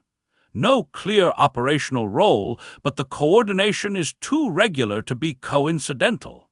He'd found the outer layer of the civilian network. Not the inner structure, not the connection to the operational core, but the visible pattern of coordinated community activity. It was innocuous in reality, and it looked like intelligence coordination from outside. The construction was holding. More than holding, Kasai's independent discoveries were adding genuine texture to the false picture, exactly as Naruto had anticipated. "The civilian network interpretation," she said carefully. "I've looked at 3 of those individuals independently. My assessment is that the coordination is real, but the operational significance is overstated." These are people who received some form of training or guidance and are applying it in their communities. She paused. The question is whether that makes them assets or just recipients. Recipients of what? Cass asked. Conflict resolution methodology, economic stabilization practice, basic community organization. She kept her voice professionally neutral.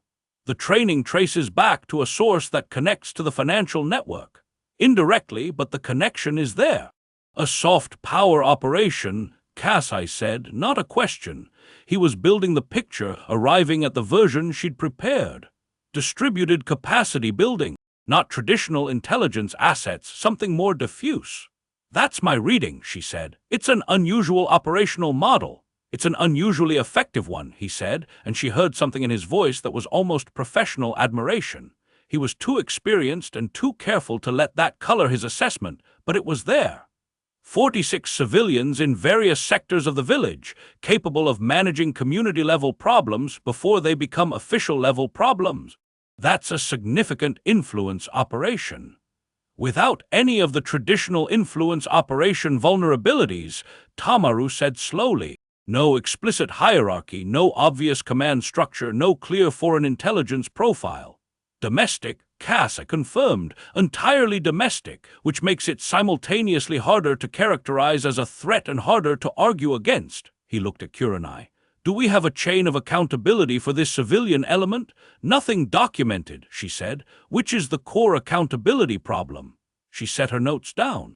I want to say something as the person who's been closest to this operation.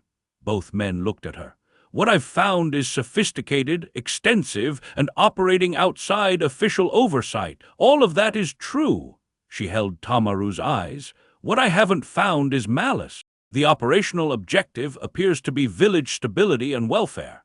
The methods are unconventional, but the outcomes are demonstrably positive. She paused. If we dismantle this through a confrontational investigation, we expose a capability gap that the official system isn't prepared to fill. The village becomes less stable, not more, at least in the short term. Cass was quiet. He was thinking. What's the alternative? Tamaru asked. She had the proposal ready. She'd rehearsed the framing until it felt like her own conclusion rather than a constructed position, because Tamaru needed to believe she'd reasoned her way to this independently. Formal engagement, she said, an oversight structure with appropriate clearance that provides the accountability this operation currently lacks without disrupting the capability it provides. The financial disclosure element can be formalized immediately. That's the cleanest starting point. The operational oversight can be developed through a structured process. She looked at Tamaru. You chair it. You have the institutional standing and the genuine concern that would make it credible. The room was quiet. Cass said, without looking up from his notes, that's a reasonable proposal. Tamaru was still. She read him carefully, the calculation happening behind his controlled expression, weighing the tactical satisfaction of a confrontational exposure against the structural value of a negotiated oversight role. He was smart enough to see what she was offering him. He was also, she realized, smart enough to be suspicious of it. This proposal, he said, did it originate with you? It's my assessment based on what I've found, she said, which was true. She had assessed it. The fact that she'd been steered toward assessing it by 3 weeks of immersion in the network was not something she was going to volunteer. Tamaru looked at her for a long moment with the eyes of a man who had spent 40 years in intelligence work and knew the difference between a genuine conclusion and a guided one. She held the look with the specific stillness of a veteran Jonin who had nothing to be guilty about. He nodded slowly. I'll consider it, he said. She was out of the inn and 4 blocks away before she let herself breathe fully. She went to the river path that ran along the eastern edge of Konoha's residential district and walked it for 20 minutes, processing. The surveillance team was somewhere behind her. She could feel the weight of them, though she'd stopped checking. Let them follow. Their reports would corroborate everything. Her hands were steady. That was the thing about this kind of work. It didn't make her hands shake, which said something she wasn't going to examine too closely about her temperament. The ethical architecture was intact. She hadn't lied about anything material. She'd framed, emphasized, omitted. But the facts she'd provided were real, and the proposal she'd made was genuine. She stopped at a bench above the river and sat. Below, the water moved the way water always moved, responsive to what touched it, carrying things from one place to another, finding its level. She watched it for a while. Her comms channel with the network was a specific signal. She carried a small item that, when moved to a particular position, activated a monitoring thread that Hinata maintained. She moved it now, which meant someone would know she was out of the meeting and operational, and within the hour she'd be contacted through the usual route.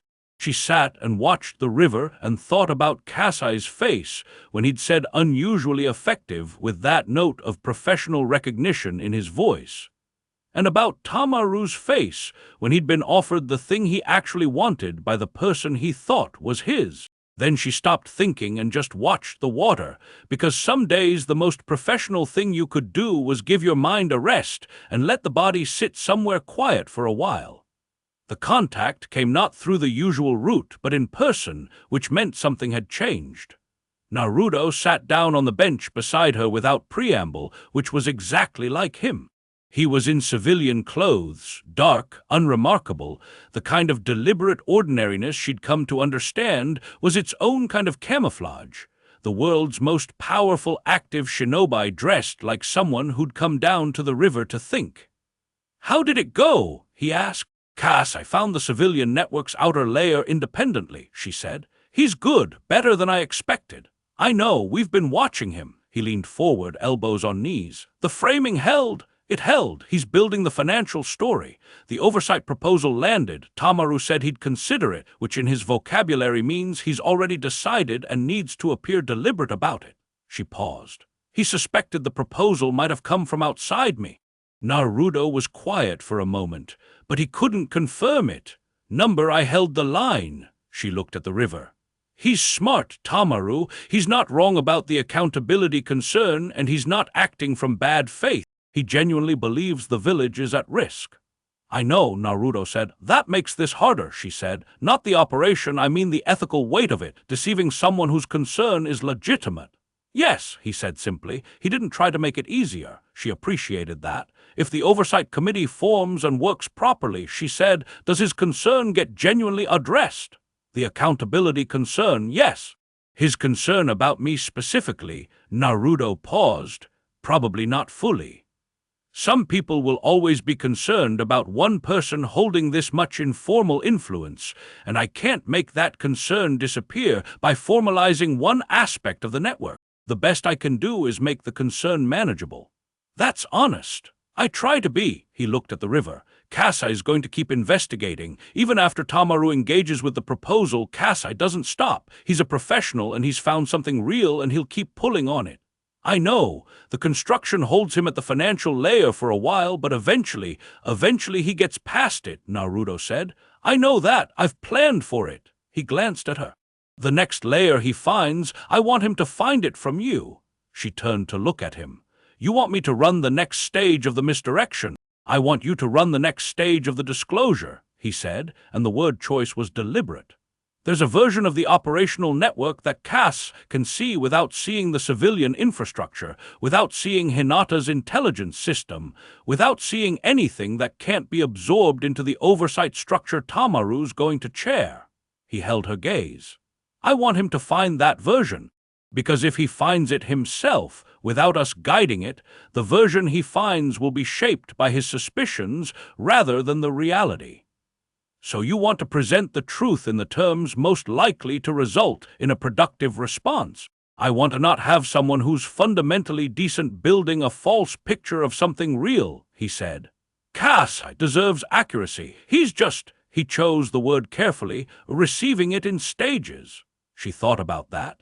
She thought about the difference between deception and managed disclosure and where the line between them was. She'd been thinking about that line for 3 weeks, and she still wasn't fully certain of its location, which was probably appropriate, because certainty about ethical lines in intelligence work was usually a sign that you'd stopped thinking about them. "All right," she said. "What's the next layer?" he told her. She returned to her apartment in the early evening and found Sakura sitting on her front step, eating from a container of food with the unembarrassed practicality of someone who decided her own kitchen was a low priority. I was in the area, Sakura said. You were not in the area. I live out of your way. I wanted to check on you, she offered the container. There's still some left. Kurenai took some because she was hungry and because Sakura's cooking, when she did it, was genuinely excellent. She sat on the step beside her and they ate in the early evening quiet and watched the street settle into its post-dinner pace. How are you doing? Sakura asked, not the professional version of the question. Strange, Kurenai said. It was the most accurate word. I spent 15 years being very certain about what I was doing and why. The last month has been, she considered, comprehensive recalibration. That's what he does, Sakura said, not with resentment, with something more like rueful recognition. He doesn't argue you into things. He just shows you the real thing and lets you adjust. It's deeply inconvenient. She ate a piece of vegetable. I was certain about a lot of things before I understood what he was building. I'm certain about different things now. Such as that outcomes matter more than procedure when lives are in the balance. That the official systems we've built are genuinely good and genuinely insufficient simultaneously, and both things are true at the same time without canceling each other out. She looked at the street. And that Naruto is the most quietly terrifying person I know, and I work with Kakashi-sensei on a semi-regular basis, so that's a meaningful comparison. Terrifying how? Kurenai asked. Sakura thought about it. He's not afraid of anything, she said. Not in the way people usually mean it, where they're brave about specific things while being afraid of other things. He's actually not afraid. And that means he never makes decisions from fear, which sounds good until you realize that most of our safety architecture is built on people being appropriately afraid of consequences. She paused. He's not appropriately afraid of consequences. He just evaluates whether consequences are acceptable and then acts. That's very different. The oversight proposal, Kurenai said slowly. He's not offering it because he's afraid of Tamaru's escalation. He's offering it because it's the right structural thing to do, and Tamaru's escalation provided the opportunity to do it, Sakura said. Yes, she put the lid on the container. He was going to do it anyway. This just set the timeline. Kurenai sat with that. The river of implications was wide. Sakura, she said, when you found out, when he first told you the full picture, what did you do? Sakura smiled, and it was the complicated, weathered smile of someone who'd been through enough to have stopped needing their reactions to be simple. I spent 2 days being furious, she said, because I felt like I'd been working in the dark while he'd had lights on the whole time, like I'd been solving problems he could have solved faster. She paused. Then I realized I'd been solving them in ways he couldn't. Because what I do requires my specific skill and my specific relationships and my specific standing. He can't do what I do. He just, she gestured, supplements it. And that was acceptable to you. It became acceptable to me, Sakura said, when I understood that the goal was never for him to do everything. The goal was for everything to get done. She stood, tucking the container under her arm. Get some sleep, Kurenai-sensei. Tomorrow is going to be a long day. What's tomorrow? I have no idea specifically, but with Naruto things always accelerate. She walked down the path, raising a hand in farewell. They always accelerate right about when you've gotten comfortable. She was proved right at 6 in the morning. Kurenai was on her second cup of tea, reviewing her notes from the Kasai meeting, when Hinata's signal arrived, not the standard monitoring thread activation, but the emergency variant, a specific sequence she'd been briefed on but hadn't expected to use this soon. Hidden room. Now, she was there in 7 minutes. The full team was present in a configuration she hadn't seen before, everyone standing rather than seated, materials already spread on the table, the map wall with 3 new red notations that hadn't been there yesterday. The energy in the room was different. Not panicked, nothing in this room was ever panicked, but compressed, the kind of focused density that preceded significant action. Naruto was at the map wall. He turned when she entered. Last night, he said, someone attempted to access the financial intermediary accounts. Not Kasai, this was a technical operation, a probe of the account architecture. Sophisticated, targeted, looking for transaction records that would extend the trail beyond the buffer layer. Kasai moved faster than expected, Kurenai said. Kasai didn't do this, Naruto said. Kasai is a field analyst. This is technical intelligence work at a tier above what Tamaru's circle has access to. He pointed to one of the new red notations on the map. The probe originated from a routing point in the West Administrative District. We traced it. He looked at her steadily. It traces to a signals unit attached to the Military Intelligence Division. The room was very quiet. Someone in official military intelligence is running a parallel operation against you, Kurenai said. Against the financial layer specifically, Shikamaru said from the table, which means either Kasai reported up to a superior who has military intelligence access, or there's a second independent thread of investigation we haven't identified yet. If it's a superior, Hinata said, then Tamaru's circle has a connection to military intelligence that changes the threat profile significantly. Because they don't just have institutional credibility, Kurenai said, they have operational capability. They can move against the network directly, Shikamaru said. Not just expose it politically, destabilize it operationally. Interfere with the financial flows, identify and pressure individual contacts, disrupt the civilian network. He looked at Naruto. The timeline collapses. We can't run a staged disclosure over weeks if they're moving on the infrastructure now. I know, Naruto said. He turned back to the map. She looked at him from across the room, this man in unremarkable clothes standing in front of a map that showed the shape of what he'd built and what was now threatening it, and she read his posture the way she'd learned to read it over the past weeks. Not afraid, not reactive. Moving forward through the problem the way someone moved through water, finding the path of least resistance not to avoid the current but to use it. We accelerate the disclosure, he said. Not the Kasai layer, skip it. Go to the Oversight Committee proposal directly. I meet with Tamaru personally. That exposes you, Shikamaru said. I was always going to be exposed, he said. The question was whether on my terms or theirs. He turned to face the room. I choose my terms, he looked at Kurenai. Arrange the meeting. Use your position with Tamaru to set it up. Tell him you've completed your assessment and that the subject is requesting direct engagement. She held his gaze. He'll know the initiative came from you. He'll know I'm not hiding, Naruto said. That's different. She thought about what Sakura had said. He's not afraid of anything, not brave about specific things, actually not afraid. When? She asked. Tomorrow evening, he said, after I handle something that's happening this afternoon. What's happening this afternoon? He glanced at Shikamaru, who said, There's a visiting dignitary from River Country arriving at 3 o'clock. We've identified an assassination plot, multiple parties, 2 of them operating with official cover. He paused. It was flagged through our monitoring network 6 days ago. 6 days ago, Kurenai said slowly. And the official security briefing for the visit doesn't mention it, Hinata said, because the monitoring thread that flagged it doesn't exist in the official system. Kurenai looked at the map. She looked at the table. She looked at Naruto, who was already moving back to the materials he'd been reviewing when she walked in, pulling the relevant documents for the afternoon's operation with the practiced efficiency of someone who had been doing exactly this for years in exactly this way. Can I come? She asked. He looked up. Something shifted in his expression, not surprise, not hesitation, something more like the recognition of a threshold being crossed. Yes, he said. Chapter 5. Fracture the River Country dignitary's name was Osun Murabe, and he was arriving to negotiate a water rights agreement that 3 separate parties wanted him to fail to complete. Kurenai reviewed the threat assessment in the 40 minutes before his convoy entered Konoha's eastern gate. Hinata had compiled it, 16 pages of intelligence that read with the density of a document produced over months, which it had been, each contributing source carefully anonymized and cross-referenced.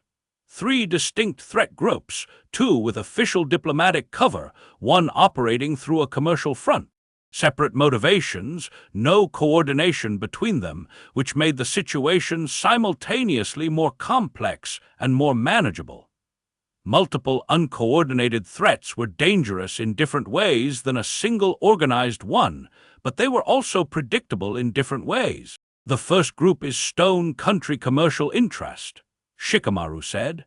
He was at the table with a floor plan of the route and reception hall, marking positions with the practiced efficiency of someone who thought spatially as naturally as he thought in abstractions. They don't want the water rights agreement completed because it would redirect a tributary flow that currently serves one of their client regions. The method they've planned is a delayed action compound in the dignitary's accommodation, not immediate. They want him to leave Konoha first, so the incident doesn't happen on our soil. Which means they need access to his accommodation today, Kurenai said. Which means they already have it, Hinata said. The accommodation was accessed 48 hours ago. The compound is already in place. Then we remove it, Kurenai said. Already done, Naruto said, not looking up from the floor plan.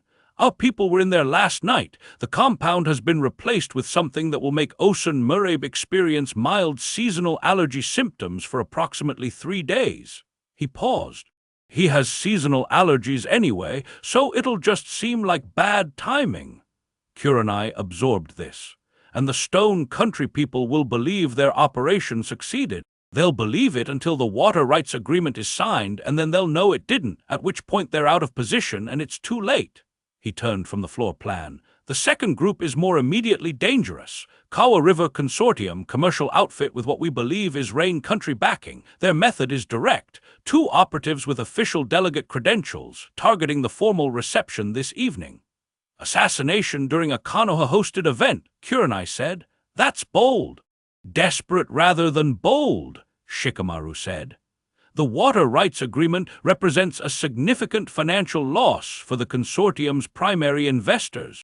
Desperation produces poor operational planning. He marked 2 positions on the floor plan. Our assessment is they'll attempt during the transfer between the reception hall and the secondary dining room, the corridor on the east side, 40 seconds of reduced supervision in the official security rotation. What's the official security rotation? She asked. Shikamaru handed her a copy. She read it. There's a gap, she said immediately. 42 seconds, east corridor, just as he identified. The official security detail missed it, Shikamaru said. Because the rotation was designed by a committee that based it on the floor plan rather than the actual space, Naruto said. The east corridor is 3 meters shorter than the architectural drawings indicate. Renovation work 4 years ago. Nobody updated the security protocols. Nobody except your people, she said. We flagged it in the official security briefing 2 weeks ago, Hinata said. Her voice was carefully neutral. The flag was noted and deprioritized. Kurenai set the rotation schedule down. The official security apparatus, fed a genuine vulnerability assessment, had deprioritized it.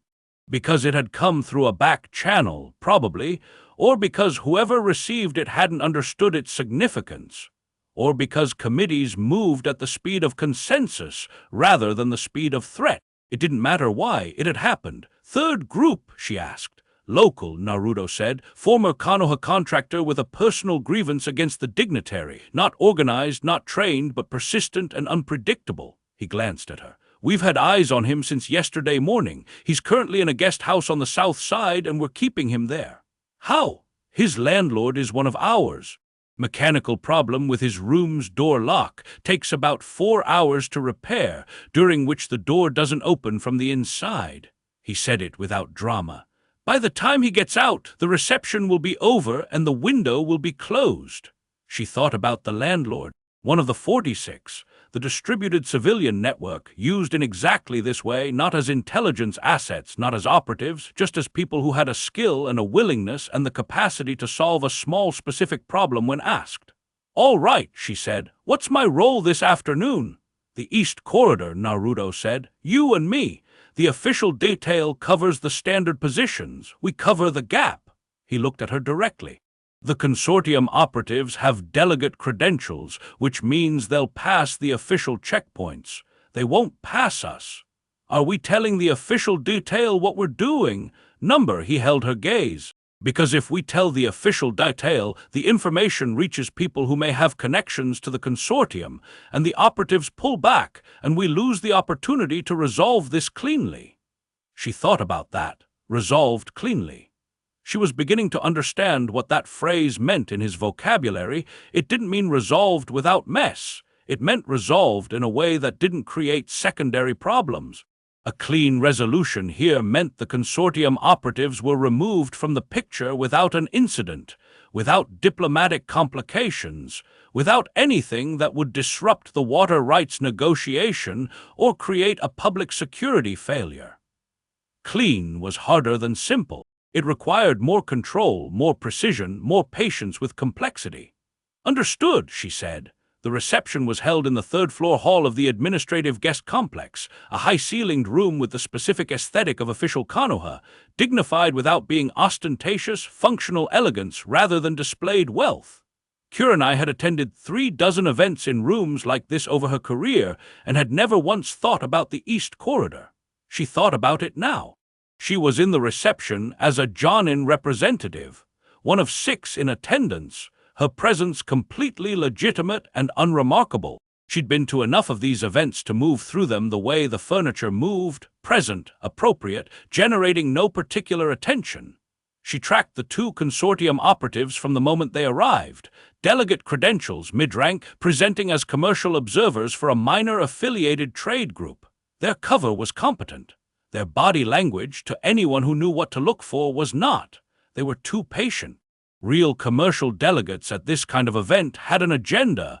They networked. They looked for the right moments to approach the right people. They were engaged with the social mechanics. These 2 held positions with the deliberate patience of people waiting for a specific window rather than working the room. Their eyes moved in rotation, not in the opportunistic way of people looking for conversation, but in the steady sweep of people tracking a target. She moved through the reception with a glass of wine she didn't drink and a conversation she maintained with 2 agricultural policy officials about something she wasn't listening to, and kept the 2 operatives in her peripheral awareness. Naruto was across the room talking to Osun Merhip directly, which was his designated role. As Hokage, his sustained attention to the dignitary was entirely natural, and it also ensured that he was physically close to Merhip when the movement to the dining room began. He was talking with the open, direct warmth that he brought to these interactions, the quality that made diplomacy seem less like strategy and more like 2 people finding things they agreed about.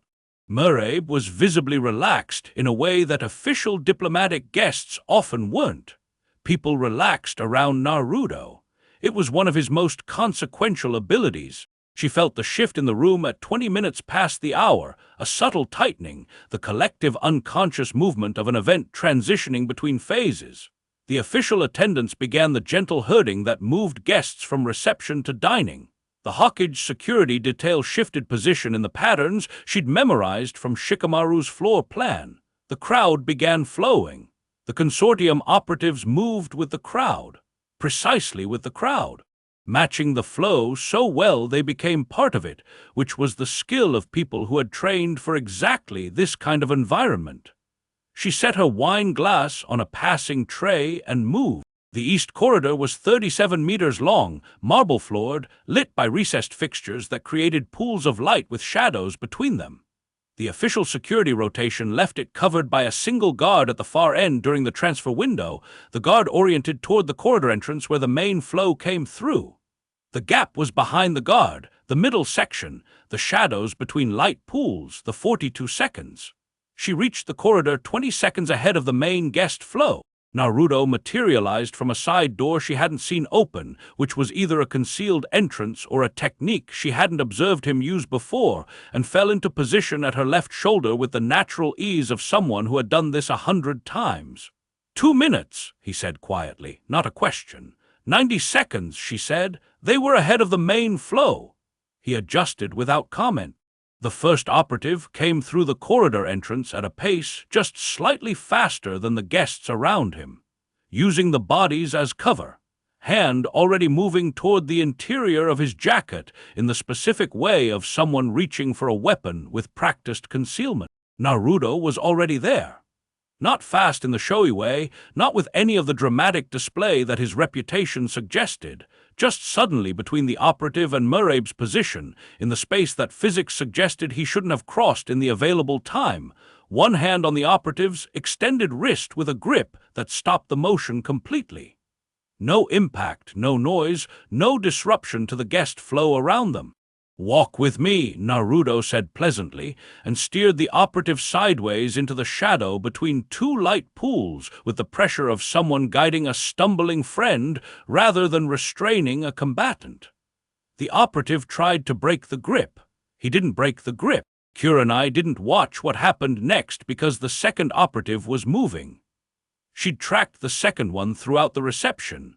A woman, early 40s, better cover than her partner, better body language, the kind of professional who had enough genuine social skill to make her commercial delegate persona almost convincing.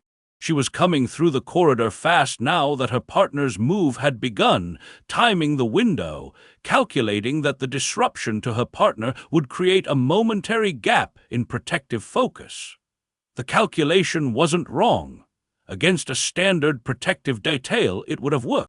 Kurenai stepped into her path from the shadow on the right side, not blocking, not confrontational, just present suddenly and completely in the space the operative needed to be in. The operative's eyes adjusted. She read the situation in under a second, the kind of rapid threat assessment that marked genuine field experience, and pivoted to a secondary approach that took her 2 steps to the left. Kurenai pivoted with her. Not a technique, not genjutsu. Just movement, precise and committed, the kind of physical presence that said, "I know where you're going before you go there," and meant it. The operative stopped. 2 steps into the corridor, and no path forward that didn't go through a former Jonin instructor who was planted in her way with the specific stillness of someone who had chosen a position and intended to hold it. The operative looked at her. Kurenai looked back. "The gentleman near the dining room entrance," Kurenai said quietly, "is watching this corridor. He's going to suggest you might enjoy the reception more if you stepped outside for some air." She paused. "I'd go with him." The man near the dining room entrance was a network contact, who, from this distance and in this light, looked entirely like a security officer. The operative's eyes moved to him, calculated, moved back to Kurenai. She went with him. The guest flow continued around them, oblivious. Osun Murray moved from corridor to dining room at a pace set by Naruto's hand lightly at his elbow, already talking about something that had the dignitary laughing, that sound, clean and unguarded, the laugh of a man who had no idea how close the evening had come to something else.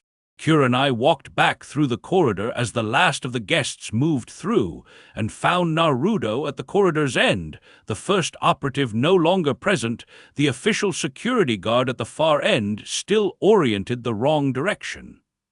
"Where's the first one?" she asked. "Basement storage room secured."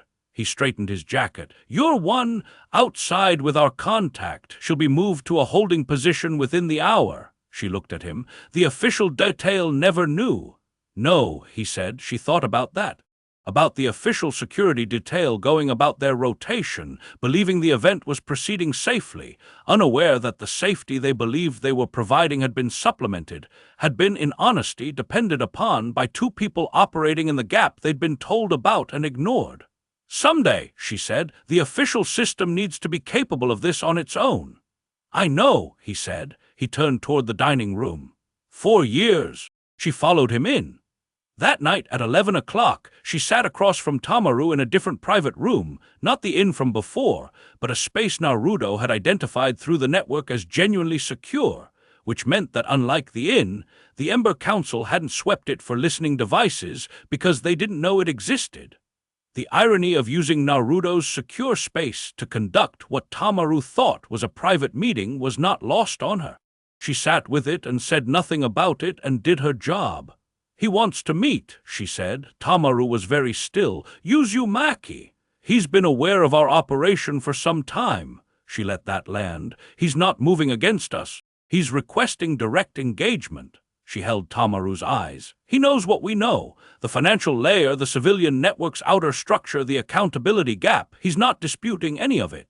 "He's controlling the terms of exposure," Tamaru said. "Yes," she said, because it was true and because Tamaru was smart enough to see it, and pretending otherwise would cost her credibility.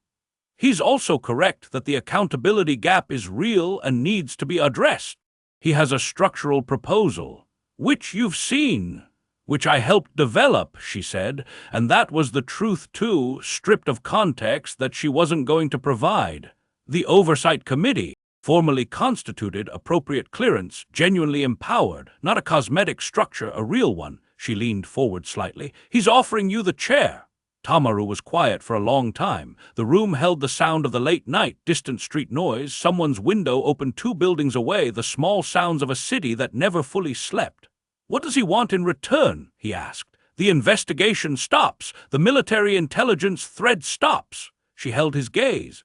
He knows about the probe, on the financial accounts. Something moved through Tamaru's expression, not quite alarm, but the recalibration of a man realizing the boundaries of what he knew and what the other party knew were not where he'd thought they were. The military intelligence involvement is above your authorization level, she said calmly. I know, that's why he's asking you to stop it, rather than assuming you control it. She paused, letting the implication settle. He's giving you the opportunity to manage this before someone above your level decides to manage it for you. That landed. She watched it land, the specific way Tamaru's posture adjusted, the slight forward lean of a man engaging with a problem rather than defending against it. He was thinking about whoever had authorized the military intelligence probe. He was thinking about what it meant that person had moved without consulting him fully. She waited. Tomorrow evening, he said finally. 7 o'clock, she said. He'll send the location. She walked home through the late streets and felt the operation's weight differently than she had before, not lighter, but more clarified, the way a complex object felt when you finally understood its shape. She slept badly. Not from anxiety. She'd worked through the anxiety in the first 2 weeks, and what remained was the operational clarity she'd needed. She slept badly because she woke at 2 in the morning with a thought that hadn't finished forming before she went to bed and had apparently continued forming without her. The military intelligence probe. She lay in the dark and thought about it from first principles. Tamaru's reaction when she'd mentioned it, the recalibration, the thought about authorization levels. His expression had told her something she'd filed away and was only now retrieving. He hadn't authorized the probe. He'd known about it, his lack of surprise told her that, but he hadn't authorized it. Which meant someone in his circle, someone with military intelligence access, had moved independently, had escalated without Tamaru's explicit direction. She sat up. The Ember Council wasn't uniform. Tamaru was the face, the institutional figure, the man with the procedural standing to bring a complaint before the Elder Council. But someone else was the operational arm. Someone who had real intelligence apparatus access and was willing to use it without waiting for Tamaru's consensus. She got out of bed and lit a lamp and sat at her table with a blank page. If the operational arm had moved independently on the financial probe, they'd move independently on other things. The Oversight Committee proposal, the negotiation she'd engineered with Tamaru, would be meaningless if the operational arm didn't accept it. Tamaru could agree to everything at tomorrow's meeting, and the person with military intelligence access could continue operating regardless. She wrote the problem down in 2 sentences and looked at it. Then she wrote a name. Not a certain name, a hypothesis, drawn from 3 things she'd seen and 1 thing she'd heard, and the specific quality of how the military intelligence probe had been executed. The technique of the probe, the routing point Hinata had identified, the authorization tier required. She looked at the name on the page. At 5 in the morning, she activated the emergency signal. The hidden room at 5:30 in the morning looked different from how it looked in the afternoon. The lamp light was the same, but the shadows were longer, and the map wall seemed larger in the smaller quantity of light. Hinata was there already. She was always there first, which Kurenai suspected meant she slept less than anyone admitted, and Shikamaru arrived 2 minutes after Kurenai, sleep-deprived and functional, which appeared to be his natural state. Naruto arrived at 5:45. He'd clearly been awake. He had the focused stillness of someone who hadn't slept much but had been productive about it, the kind of awake that was different from insomnia.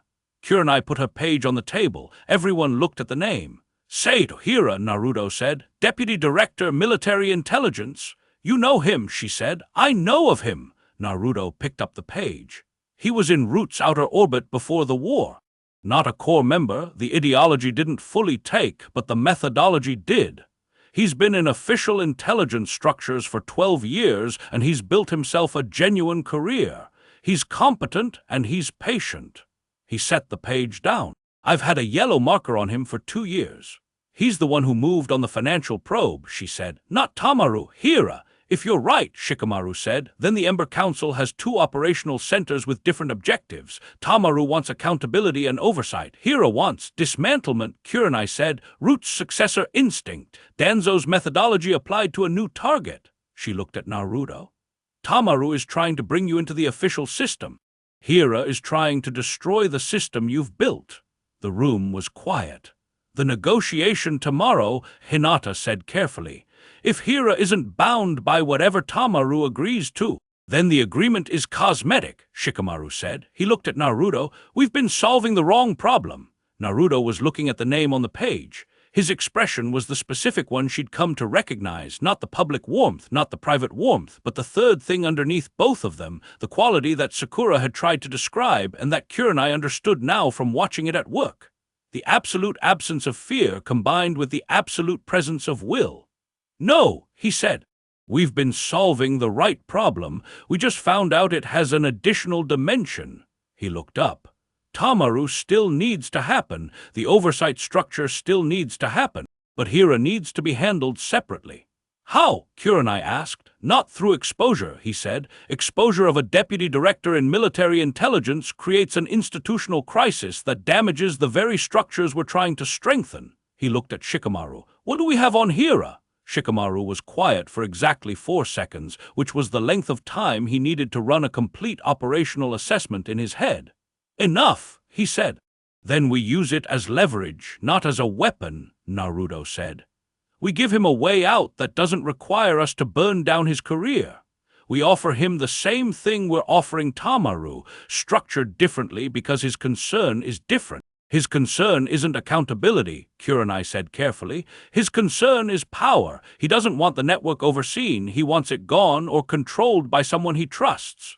Then we give him something he trusts more than control, Naruto said. Information. He looked at her. He's an intelligence professional. What intelligence professionals trust is a complete picture. Hira has been operating on partial information, the outer layers, the financial elements, the civilian network pattern. He's built a threat assessment on an incomplete data set and arrived at a conclusion that's wrong in important ways. You want to brief him, she said. I want you to brief him, Naruto said.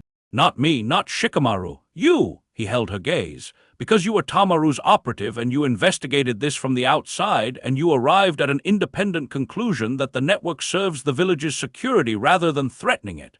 That assessment carries weight with an intelligence professional that mine doesn't. He paused. And because you'll tell him the truth. The full truth, she said. The appropriate truth, he said. The version that addresses his actual concern, which is that a powerful, unofficial network in the hands of one person represents a security risk. Address that concern directly. Show him the safeguards, the oversight proposal, the 4-year transition plan. Show him Shikamaru's audit function. Let him evaluate it properly. She thought about briefing a deputy director of military intelligence on the complete architecture of the shadow system she'd spent a month mapping. She thought about the trust that required, both in her judgment about how to frame it and in Hira's capacity to receive it.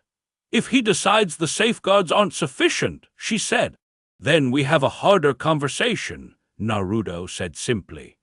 But I'd rather have a hard conversation with someone who has complete information than an impossible one with someone who doesn't. She looked at him for a long moment.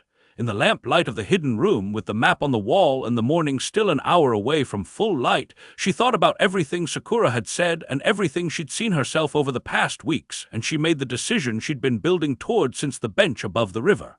All right, she said, but I need one thing from you first. Name it. Hira's file, complete, not the summary, not the operational highlights. She held his gaze. I walk into that room knowing exactly who I'm talking to, or I don't walk in. Naruto looked at Shikamaru. Shikamaru said, I'll have it ready in 2 hours. One more thing, she said. Go ahead. The meeting with Tamaru tonight, I want to be there. She let the weight of what she was saying be visible. Not as Tamaru's operative, as yours. The distinction was complete now. She was no longer a variable or a constant. She was something more specific, an analyst who had run a genuine investigation, arrived at an independent conclusion, and was prepared to stand behind it in a room with the man who had sent her to reach the opposite one. Naruto said yes without hesitation. He'll know, she said, when I walk in with you. I know, Naruto said. I need him to know. She understood. The managed disclosure, the controlled terms of revelation, this was one of them. Tamaru, seeing his own best operative walk into the room on the other side, would tell him more clearly than any argument that the assessment was genuine. It was the most credible thing she could offer him. It would also be the hardest thing she'd done in this entire operation. She stood. 2 hours for the file, she said to Shikamaru. Then I need 3 hours to prepare the Hira brief. She looked at Naruto. And I want to eat something before 7 o'clock tonight. The last 2 days I've been running on tea. Naruto said, immediately and with complete sincerity, Hinata makes this thing with eggs in the morning that is legitimately one of the best things I've ever eaten. Come for breakfast. Hinata, who had been quietly working through her documents throughout the entire conversation, said without looking up, 6:30, don't be late. Kurenai almost smiled. She gathered her notes and walked toward the door. Kurenai, Naruto said. She turned. Thank you, he said, just that. No elaboration, no context, no political weight attached to it, just the genuine thing. She held his gaze for a moment and then said, don't thank me yet. Tonight hasn't happened. She walked out into the early morning, and the cool air of a Konoha morning hit her face. And somewhere below in the village, the first vendors were setting up their stalls, and the first shinobi were arriving at the training grounds. And the whole complex living machinery of the place she'd sworn to protect was beginning another day, running on its 2 engines in their intricate invisible balance. She had 2 hours. She went home and showered and changed and made herself the first real meal she'd had in days, and she ate it standing at her kitchen window watching the street below come alive. And she thought about the hard conversation ahead and the harder one after that and the one after that, and she felt none of the things she'd expected to feel. She felt ready, which was, she'd come to understand over the past month, one of the things that happened when you finally stopped looking at the world from the outside and stepped all the way in. The meeting with Tamaru happened at 7, in a room that Naruto had chosen, at a table that Naruto had arranged. And when Kurenai walked in beside Naruto instead of before him, Tamaru's face did the thing she'd prepared herself for. The rapid recalculation, the reread of everything he thought he'd known. The specific expression of a man understanding simultaneously that his operation had been compromised, and that the compromise was being offered to him as an opening rather than a weapon. He looked at her for a long time. How long? He asked. 3 weeks, she said. I didn't choose it immediately. I investigated thoroughly first. And your conclusion? That your concern is legitimate and your proposed solution would cause the harm you're trying to prevent. She held his eyes. And that there's a better option. He looked at Naruto.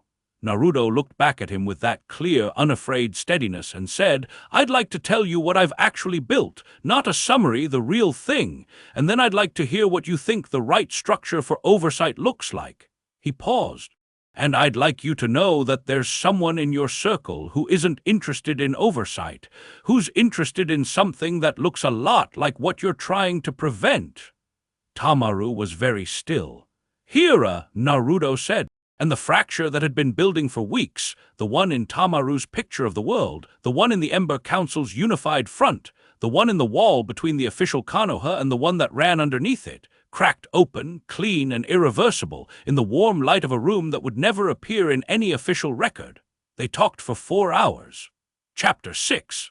What the village runs on the meeting with Hira happened 3 days later, in a place Kurenai chose herself. She picked the interrogation annex in the east wing of the intelligence building, not because she intended to interrogate anyone, but because it was one of the few rooms in official Konoha where signals monitoring was legally suspended by internal protocol, a holdover from an era when intelligence officers needed to debrief sources without creating intercept records. It was also a room that Saito Hira had used professionally for years, which meant it was familiar ground for him. Familiar ground made people honest in ways they didn't always intend. She arrived first. She arranged the room the way she wanted it. 2 chairs facing each other across a plain table, no documents visible, nothing that looked like a briefing setup. She wanted the first 5 minutes to feel like a conversation rather than a presentation, because the first 5 minutes were when Hira would decide whether he was being managed, and if he decided yes, everything after would be adversarial. She sat and waited. He arrived at precisely the agreed time, which told her something.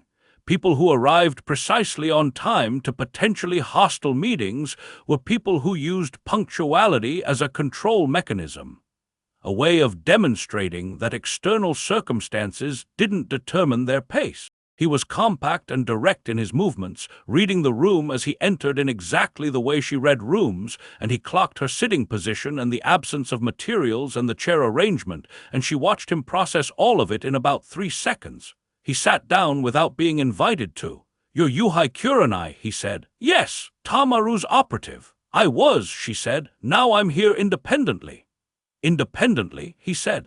The word came out flat, professional skepticism without hostility.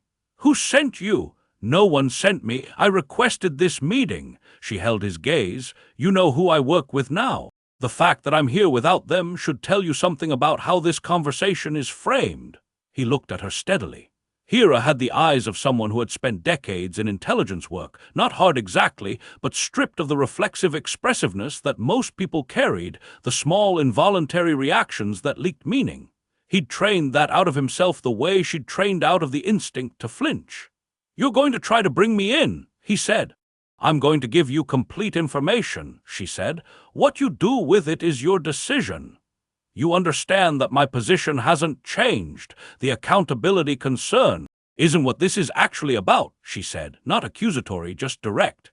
"Tamaru's concern is accountability. Yours is control. I know the difference and so do you, so let's not waste each other's time with the procedural framing." Something shifted in his expression. Not anger, something more like recalibration, the adjustment of a man who had prepared for a specific kind of conversation and found himself in a different one. "The probe on the financial accounts," she said. "You ran that without Tamaru's full authorization. Within my operational mandate, you exceeded your operational mandate, and Tamaru knows it." She let that sit for exactly 3 seconds. "He's not moving against you. He's chosen the oversight path, and he's not going to expose the probe, because doing so damages the Council's position. But you moved independently, and that tells me your objective diverges from his in ways that are significant." Hira looked at her for a long moment. She watched him deciding how much to confirm. It was the calculation of a skilled intelligence officer weighing cover against credibility, maintaining a position that had been seen through cost more than acknowledging it. "My concern," he said finally, "is that a network of this scale built around a single individual represents a category of institutional risk that oversight committees don't address. Oversight manages the present operation. It doesn't prevent the future failure mode." "What failure mode specifically?" "Succession," he said. "Personalized systems don't transfer. When the individual at the center is gone, through death, compromise, or simply the decision to step back, the system either collapses, creating the capability gap you've apparently already identified, or it transfers to a successor who wasn't designed for it and will use it differently." He held her gaze. "Differently means according to their own judgment rather than the judgment that built the system. And their judgment may not be sound." It was a better argument than she'd expected. She'd read his file thoroughly, 3 hours with it the morning after the emergency meeting, covering his career, his ideology, his operational history, and she'd found a man whose root adjacency was real, but whose independent thinking had taken him past Danzo's crude power architecture toward something more sophisticated. He genuinely believed in institutional integrity. He was wrong about his conclusions, but his reasoning was sound. She told him the truth, all of it or all of the appropriate version of it. She laid out the network's architecture without the operational specifics that would compromise current activities, structure, not content. She walked him through the safeguards, Shikamaru's audit function, the agreed lines, the formal record of every operation that could be open to appropriate review. She described the 4-year transition plan in detail, including Hinata's cultural change analysis and the mechanisms for capability transfer to official structures. She told him about the 46 civilians. That was the part that changed his expression. Not dramatically, Hira didn't do dramatic, but she saw something move behind his eyes when she described the distributed civilian capacity network. The 46 people in 46 corners of Konoha and its influence area, trained in specific skills, solving specific problems at the level where problems began. She saw him evaluate it the way an intelligence professional evaluated something genuinely new, not against his existing framework, but setting the framework aside temporarily to look at the thing itself. "That's not intelligence infrastructure," he said. "No," she said, "it's something different. It's village capacity," he said slowly. The words came out like something being recognized rather than something being described. "Distributed, specific, unglamorous village capacity. Built from below," she said, "because the official systems deal with crises and this was built to reduce them." He was quiet for a long moment. She let him be quiet. The room held the specific silence of official buildings, functional, slightly impersonal, carrying the weight of the work done in it without becoming oppressive about it. "The succession problem," he said finally. "The transition plan addresses operational succession. It doesn't address the civilian network. Those 46 people, if the network formally transitions to official structures, the civilian element loses the quality that makes it functional." "Yes," she said, "that's a real limitation we haven't solved." He looked at her. She could see him recalibrating again, but this time the recalibration was deeper, not tactical adjustment, but something more fundamental.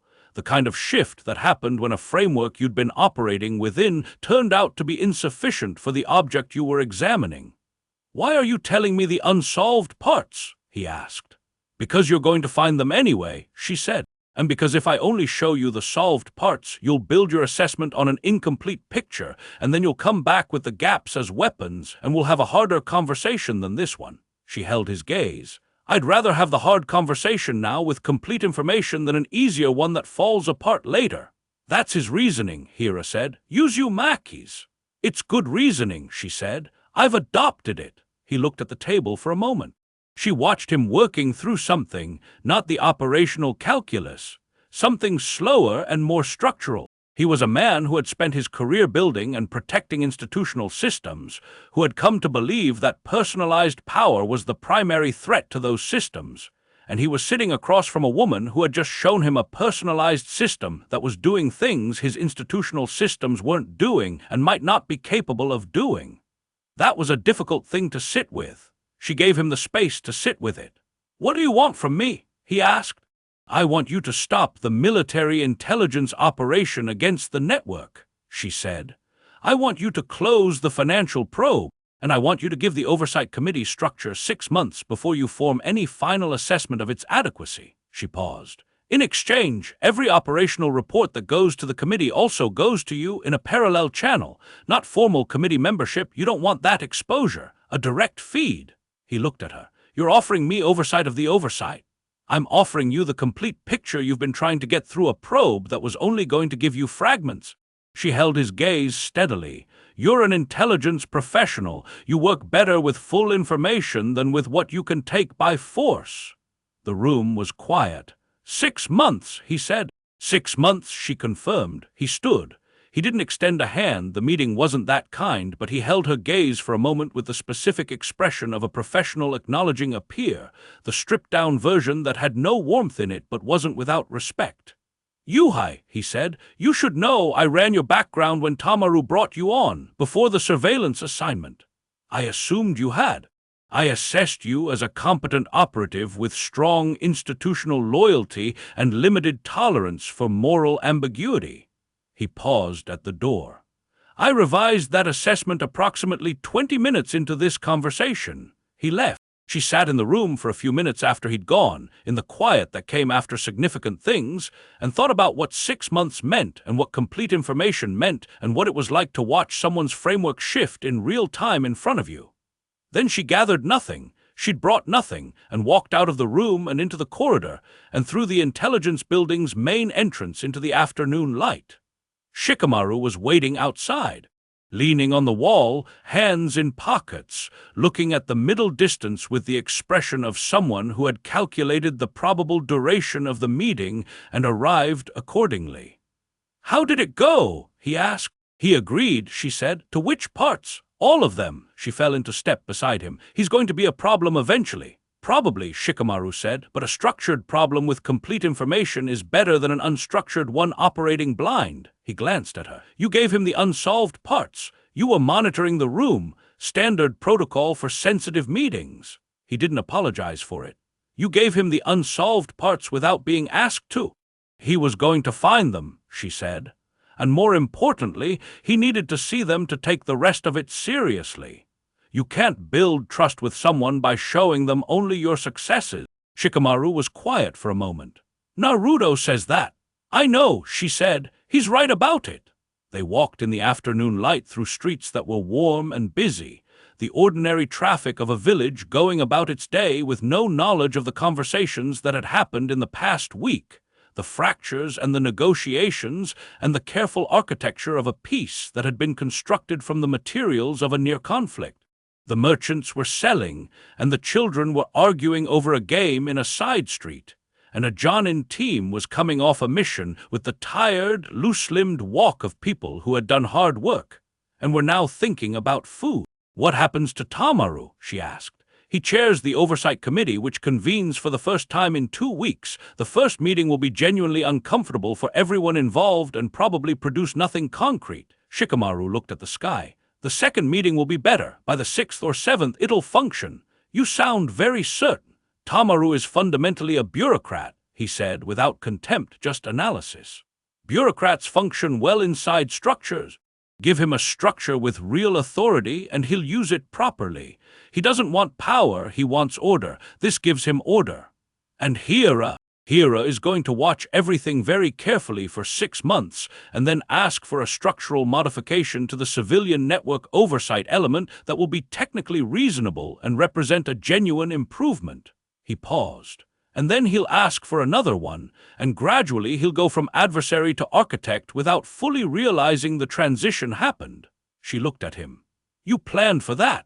I considered it as a possible outcome, he said, with the specific precision of a man who considered most things as possible outcomes, because the difference between consideration and planning was often just a matter of how much effort he'd put in before the conversation happened. She almost laughed. She'd been almost laughing around these people for weeks now, the specific response that happened when someone said something that was simultaneously very serious and deeply absurd, and they clearly understood both registers without requiring you to choose one. There's something I need to ask you, she said. Go ahead. The night I came to dinner the first time, when Naruto invited me, she looked at the street ahead. Had you already decided by then that I was going to join? Shikamaru was quiet for exactly the right amount of time, not evasive, just precise. He decided, he said finally. I agreed he wasn't wrong. Whether you were going to join was still your decision, but we were, he considered, optimistic. Why? Because of how you responded to Tamaru's initial briefing, he said. Tamaru told you Naruto was building a shadow empire and your first response was to ask for specifics rather than accepting the framing. That's not the response of someone who wants the hypothesis to be true. He glanced at her. You went into the investigation looking for the truth, not for confirmation. That's rarer than it should be. She thought about the tea house above the merchant quarter, the unmarked scroll, the 2 columns on a clean sheet of paper. What I know and what I suspect. She'd kept them separate on purpose, because keeping them separate was the discipline, and the discipline was what separated analysis from ideology. One more thing, she said. Asuma used to say that the village wasn't the Hokage or the council or the mission system. He said the village was the people who got up every morning and decided to be part of it. She paused. I didn't fully understand that when he said it. I thought it was sentiment. Shikamaru said nothing. He was listening in the way he listened to things that mattered. It's not sentiment, she said. It's infrastructure. He looked at her sideways. Something moved in his expression that was as close to warmth as his features permitted, which was not very close but was entirely genuine. He would have understood what Naruto built, he said. Asuma. He would have argued with him about the methodology for 6 months and then helped him improve it, she said. Sounds right. He turned toward the administrative district. Naruto wants to see you when you're done today. His house whenever you're finished. She looked at the afternoon. I'm finished now. Then now, he said, and peeled off toward his own direction, hands back in pockets, already thinking about something else. The house was the same house. That was the thing she kept coming back to as she walked up the path between Hinata's herb beds. It was just a house, good-sized and well-kept and entirely unremarkable. And the man who had quietly restructured the operational reality of an entire village and its surrounding influence area lived here with his wife and his garden and his crack-spine adventure novels and his genuinely terrible organizational system for mission-related documents that Shikamaru complained about with regular frequency. She knocked. Naruto opened the door. He was in the orange apron again, which she'd come to understand was less a cooking garment and more a personality statement, and he had what appeared to be broth on his sleeve and an expression of someone who had been listening for the knock for a while. "Come in," he said. "How did it go with Hira?" He agreed, she said, stepping inside. "I'll write the full debrief tonight." "Later," he said. "Come sit." She sat at the low table. The room was warm, the evening light coming in golden through the windows, the smell of whatever was cooking filling the space with something that smelled like it had been going for hours. Hinata wasn't visible, but the sounds from the kitchen indicated she was there. Naruto dropped into the seat across from her and looked at her with that clear, direct attention, no transition, no preamble. "How are you?" he asked. Not "how did the operation go?" Not "what's the status?" "How are you?" She sat with the question for a moment and gave it the honest answer it deserved. "Strange," she said, "the same word as before, but differently strange." "Differently how?" "Before it felt like disorientation, like the ground had moved." She looked at the table. "Now it feels like I'm oriented to new ground. The strangeness is just the newness." He nodded. It was the nod of someone who recognized the description rather than just accepting it. "I need to ask you something," she said, "that I've been thinking about since the beginning." "Ask." "When you invited me to dinner that first night, you said I deserved to see the real thing instead of following paper trails in the dark." She looked at him. "But you'd already assessed my position. You'd already decided, so the invitation wasn't really about what I deserved." She held his gaze.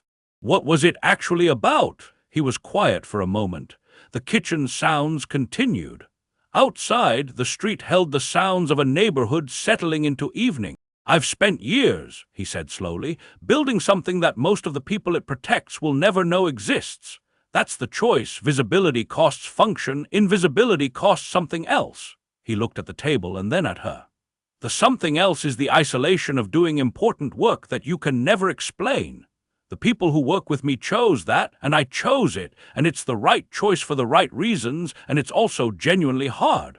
So the invitation was a selfish thing, partly," he said, and he said it without embarrassment, just honesty. "I wanted someone who had come at this from the outside and found the real thing and been good enough to find it clearly, to see it, and say what they saw." He paused. "Because the people inside it are inside it. They can't see it the way you can. You looked at it from the outside and told me things about my own system that I hadn't fully articulated." "The capability gap," she said. "The capability gap, the civilian network isolation problem, the ethical drift risk in the Hira operation." He met her eyes. "You said things I needed to hear from someone who had no reason to spare me." She thought about that. The full weight of being genuinely useful to something. Not useful as a tool or an instrument, but useful as a perspective. As a distinct mind with distinct vision, the way one person's eyes could see what another's blind spot concealed. Hinata came from the kitchen and set things on the table without ceremony, bowls, a serving dish, cups, and sat in her own place with the particular quiet that wasn't withdrawn but was simply the way Hinata occupied space, fully present without requiring acknowledgement of it. "I want to talk about the future structure," Kurenai said. "Not tonight, but soon." "What aspect?" Naruto asked. "The civilian network," she said. "Hira's right that it's the element with the least resolved succession problem. The Oversight Committee handles the operational network, the transition plan handles the intelligence infrastructure, the financial disclosure handles the resource accountability." She looked at him. "But the 46 people, the Tsubakis, their work is the most irreplaceable part, and it has the least formal support." Naruto's expression sharpened in the particular way it did when someone said something he'd been thinking about without finding the right language for. "What are you suggesting?" he asked. I want to design a training structure, she said. Formal enough to ensure consistency and continuity, informal enough to preserve the quality that makes it work. Something that can operate through official channels without looking official. She held his gaze. My skill set is exactly this. I've been training people to do precise, careful work in complex situations for 15 years. I know how to build curriculum that doesn't feel like curriculum. Hinata set her cup down. A teaching structure that teaches people to be neighbors rather than operatives. Yes, Kurenai said, exactly that.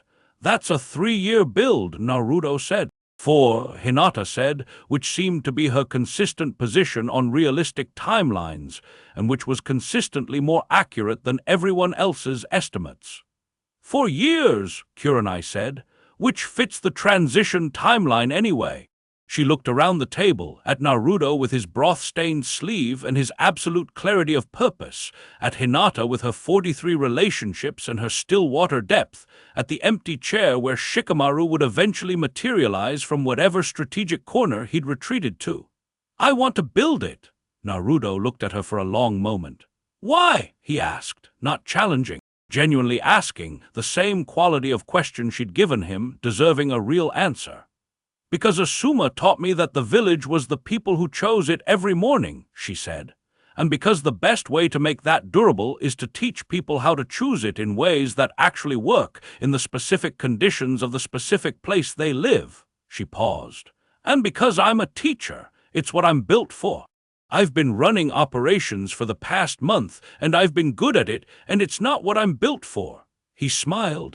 Not the private one, not the public one, a third version she hadn't seen before, the simple one, unguarded, the expression of someone who was pleased in a way that didn't need to be analyzed. Yes, he said. She nodded once. Hinata served the food. The evening came fully through the windows and filled the room. 2 weeks later, the Oversight Committee convened for the first time. Tamaru chaired it with the specific precision of a man who had arrived at something he'd wanted for a long time and was now slightly uncertain what to do with it. The first meeting was, exactly as Shikamaru had predicted, genuinely uncomfortable and produced nothing concrete. The second meeting was better. By the third, they'd established a working protocol that had the texture of something that would last. Kurenai attended as the committee's independent analytical advisor, a role that had been Naruto's idea, and that gave her formal standing without giving her network affiliation.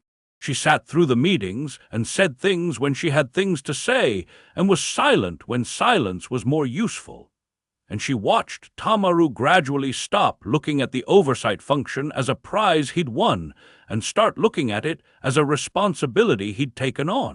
The first time he pushed back on a network decision, a resource allocation call in the second month that he assessed as operationally unnecessary, Naruto sat with his objection for 2 days and then revised the decision. Not fully, not in every detail, but materially, enough to show that the oversight wasn't cosmetic. Tamaru came to the next meeting with better questions. Hira received his parallel reports. He read them, as far as Kurenai could determine, with complete attention. He said nothing for the first 6 weeks. In the 7th week, he sent a single written note, no preamble, no context, 2 sentences suggesting a modification to the civilian network's training documentation that would make the material less dependent on the trainer's personal relationship with participants and more transferable to new instructors. It was, technically, exactly the structural improvement Shikamaru had predicted. It was also, substantively, correct. Kurenai incorporated it into the training structure she was building.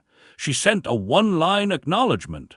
Hira sent nothing back. She took this as progress. The morning she finished the first complete draft of the civilian training curriculum, she walked to the training ground where she'd run her katas the morning Naruto had first sat on the fence post with his rice.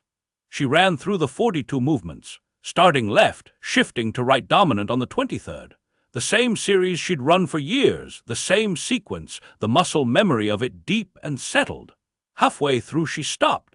She stood in the morning air and thought about patterns, and about the difference between a pattern you maintained, because it was good, and a pattern you maintained, because you'd stopped thinking about whether it was still the right one. She thought about the training curriculum she'd spent 3 weeks building, which was specifically designed to be adaptable rather than fixed, to give people frameworks rather than sequences, to teach the judgment rather than the form.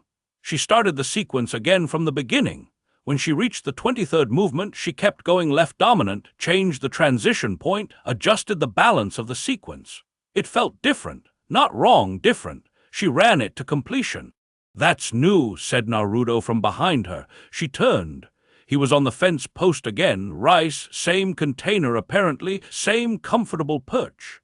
"I'm adapting the form," she said. "How does it feel?" "Strange," she said. She thought about it. "Differently strange." He smiled with the third expression, the simple, unguarded one, and ate his rice. She walked over and sat on the fence beside him. Not on a log this time, not maintaining the formal distance of a surveillance operation or a new alliance, just sitting next to someone she'd been working closely enough with for long enough that the fence post was as natural a place to sit as anywhere. "The curriculum is done," she said. "First draft." "Can I read it?" "Hinata already has it," she said. "Of course she does." He looked at the training grounds, where 3 teams were starting their morning routines in the far fields. "How does it feel, having built it?" She thought about the question carefully. "Like finding out what you're for," she said, "after a long time of doing good things that weren't quite it." He was quiet for a moment. She thought he understood that, the specific quality of finding the right fit after years of being a close fit. He'd lived it himself, in a different shape, the long process of a man who had wanted to be seen finding something he wanted more than recognition. "There's something I've been thinking about," she said. "Tell me." "The network is going to formalize," she said. "Over the next 4 years, through the transition, it moves from what it is now to something that has official standing. The oversight committee, the transparency structure, the capability transfer." She looked at the training grounds. "When it does, the thing you built, the specific quality of it, the invisible care, some of that changes. It has to. Formalization changes the nature of things." "I know," he said. "Does that bother you?" He thought about it for a long time. The morning moved around them, the teams in the far field running through their routines, the village making its morning sounds over the rooftops.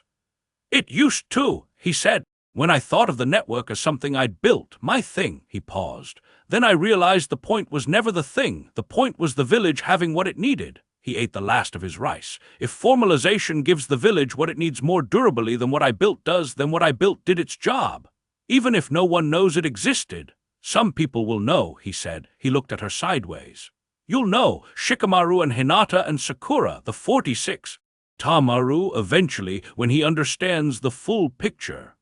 He set the empty container on the fence post. "That's enough. That's more than I had for a long time." She thought about that. The village that ran on its 2 engines, and the second engine handing off its function gradually to the first, and the man who had built the second engine letting go of it because the goal had never been the engine. "I have a question for you," she said, "and I want you to know I'm asking it as someone who is genuinely on your side and has been for a while now." "Go ahead. What do you want?" She looked at him. "Not for the village, not for the transition plan, for yourself. What do you actually want?" He looked at the training grounds for a long moment. She watched him sit with the question in the way he sat with real questions, not reaching for the ready answer, but actually looking for the true one. "I want the village to not need me," he said finally.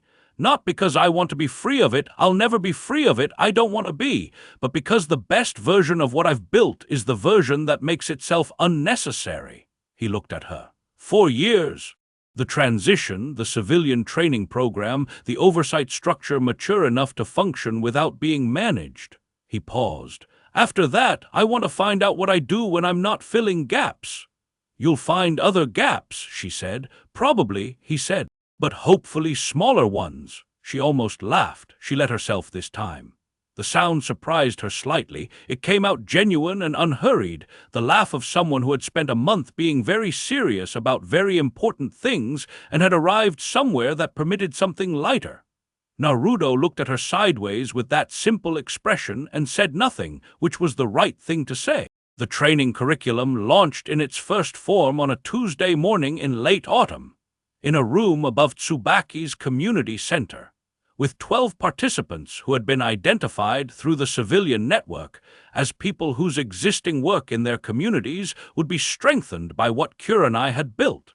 She stood at the front of the room and looked at the 12 people, a landlord, a market organizer, two parents who ran informal neighborhood mediation, a tea house operator who had been solving economic disputes between her customers for years without any framework, a retired chunin who ran flower stalls, a handful of others, and she thought about what Asuma had said. The village is the people who get up every morning and decide to be part of it.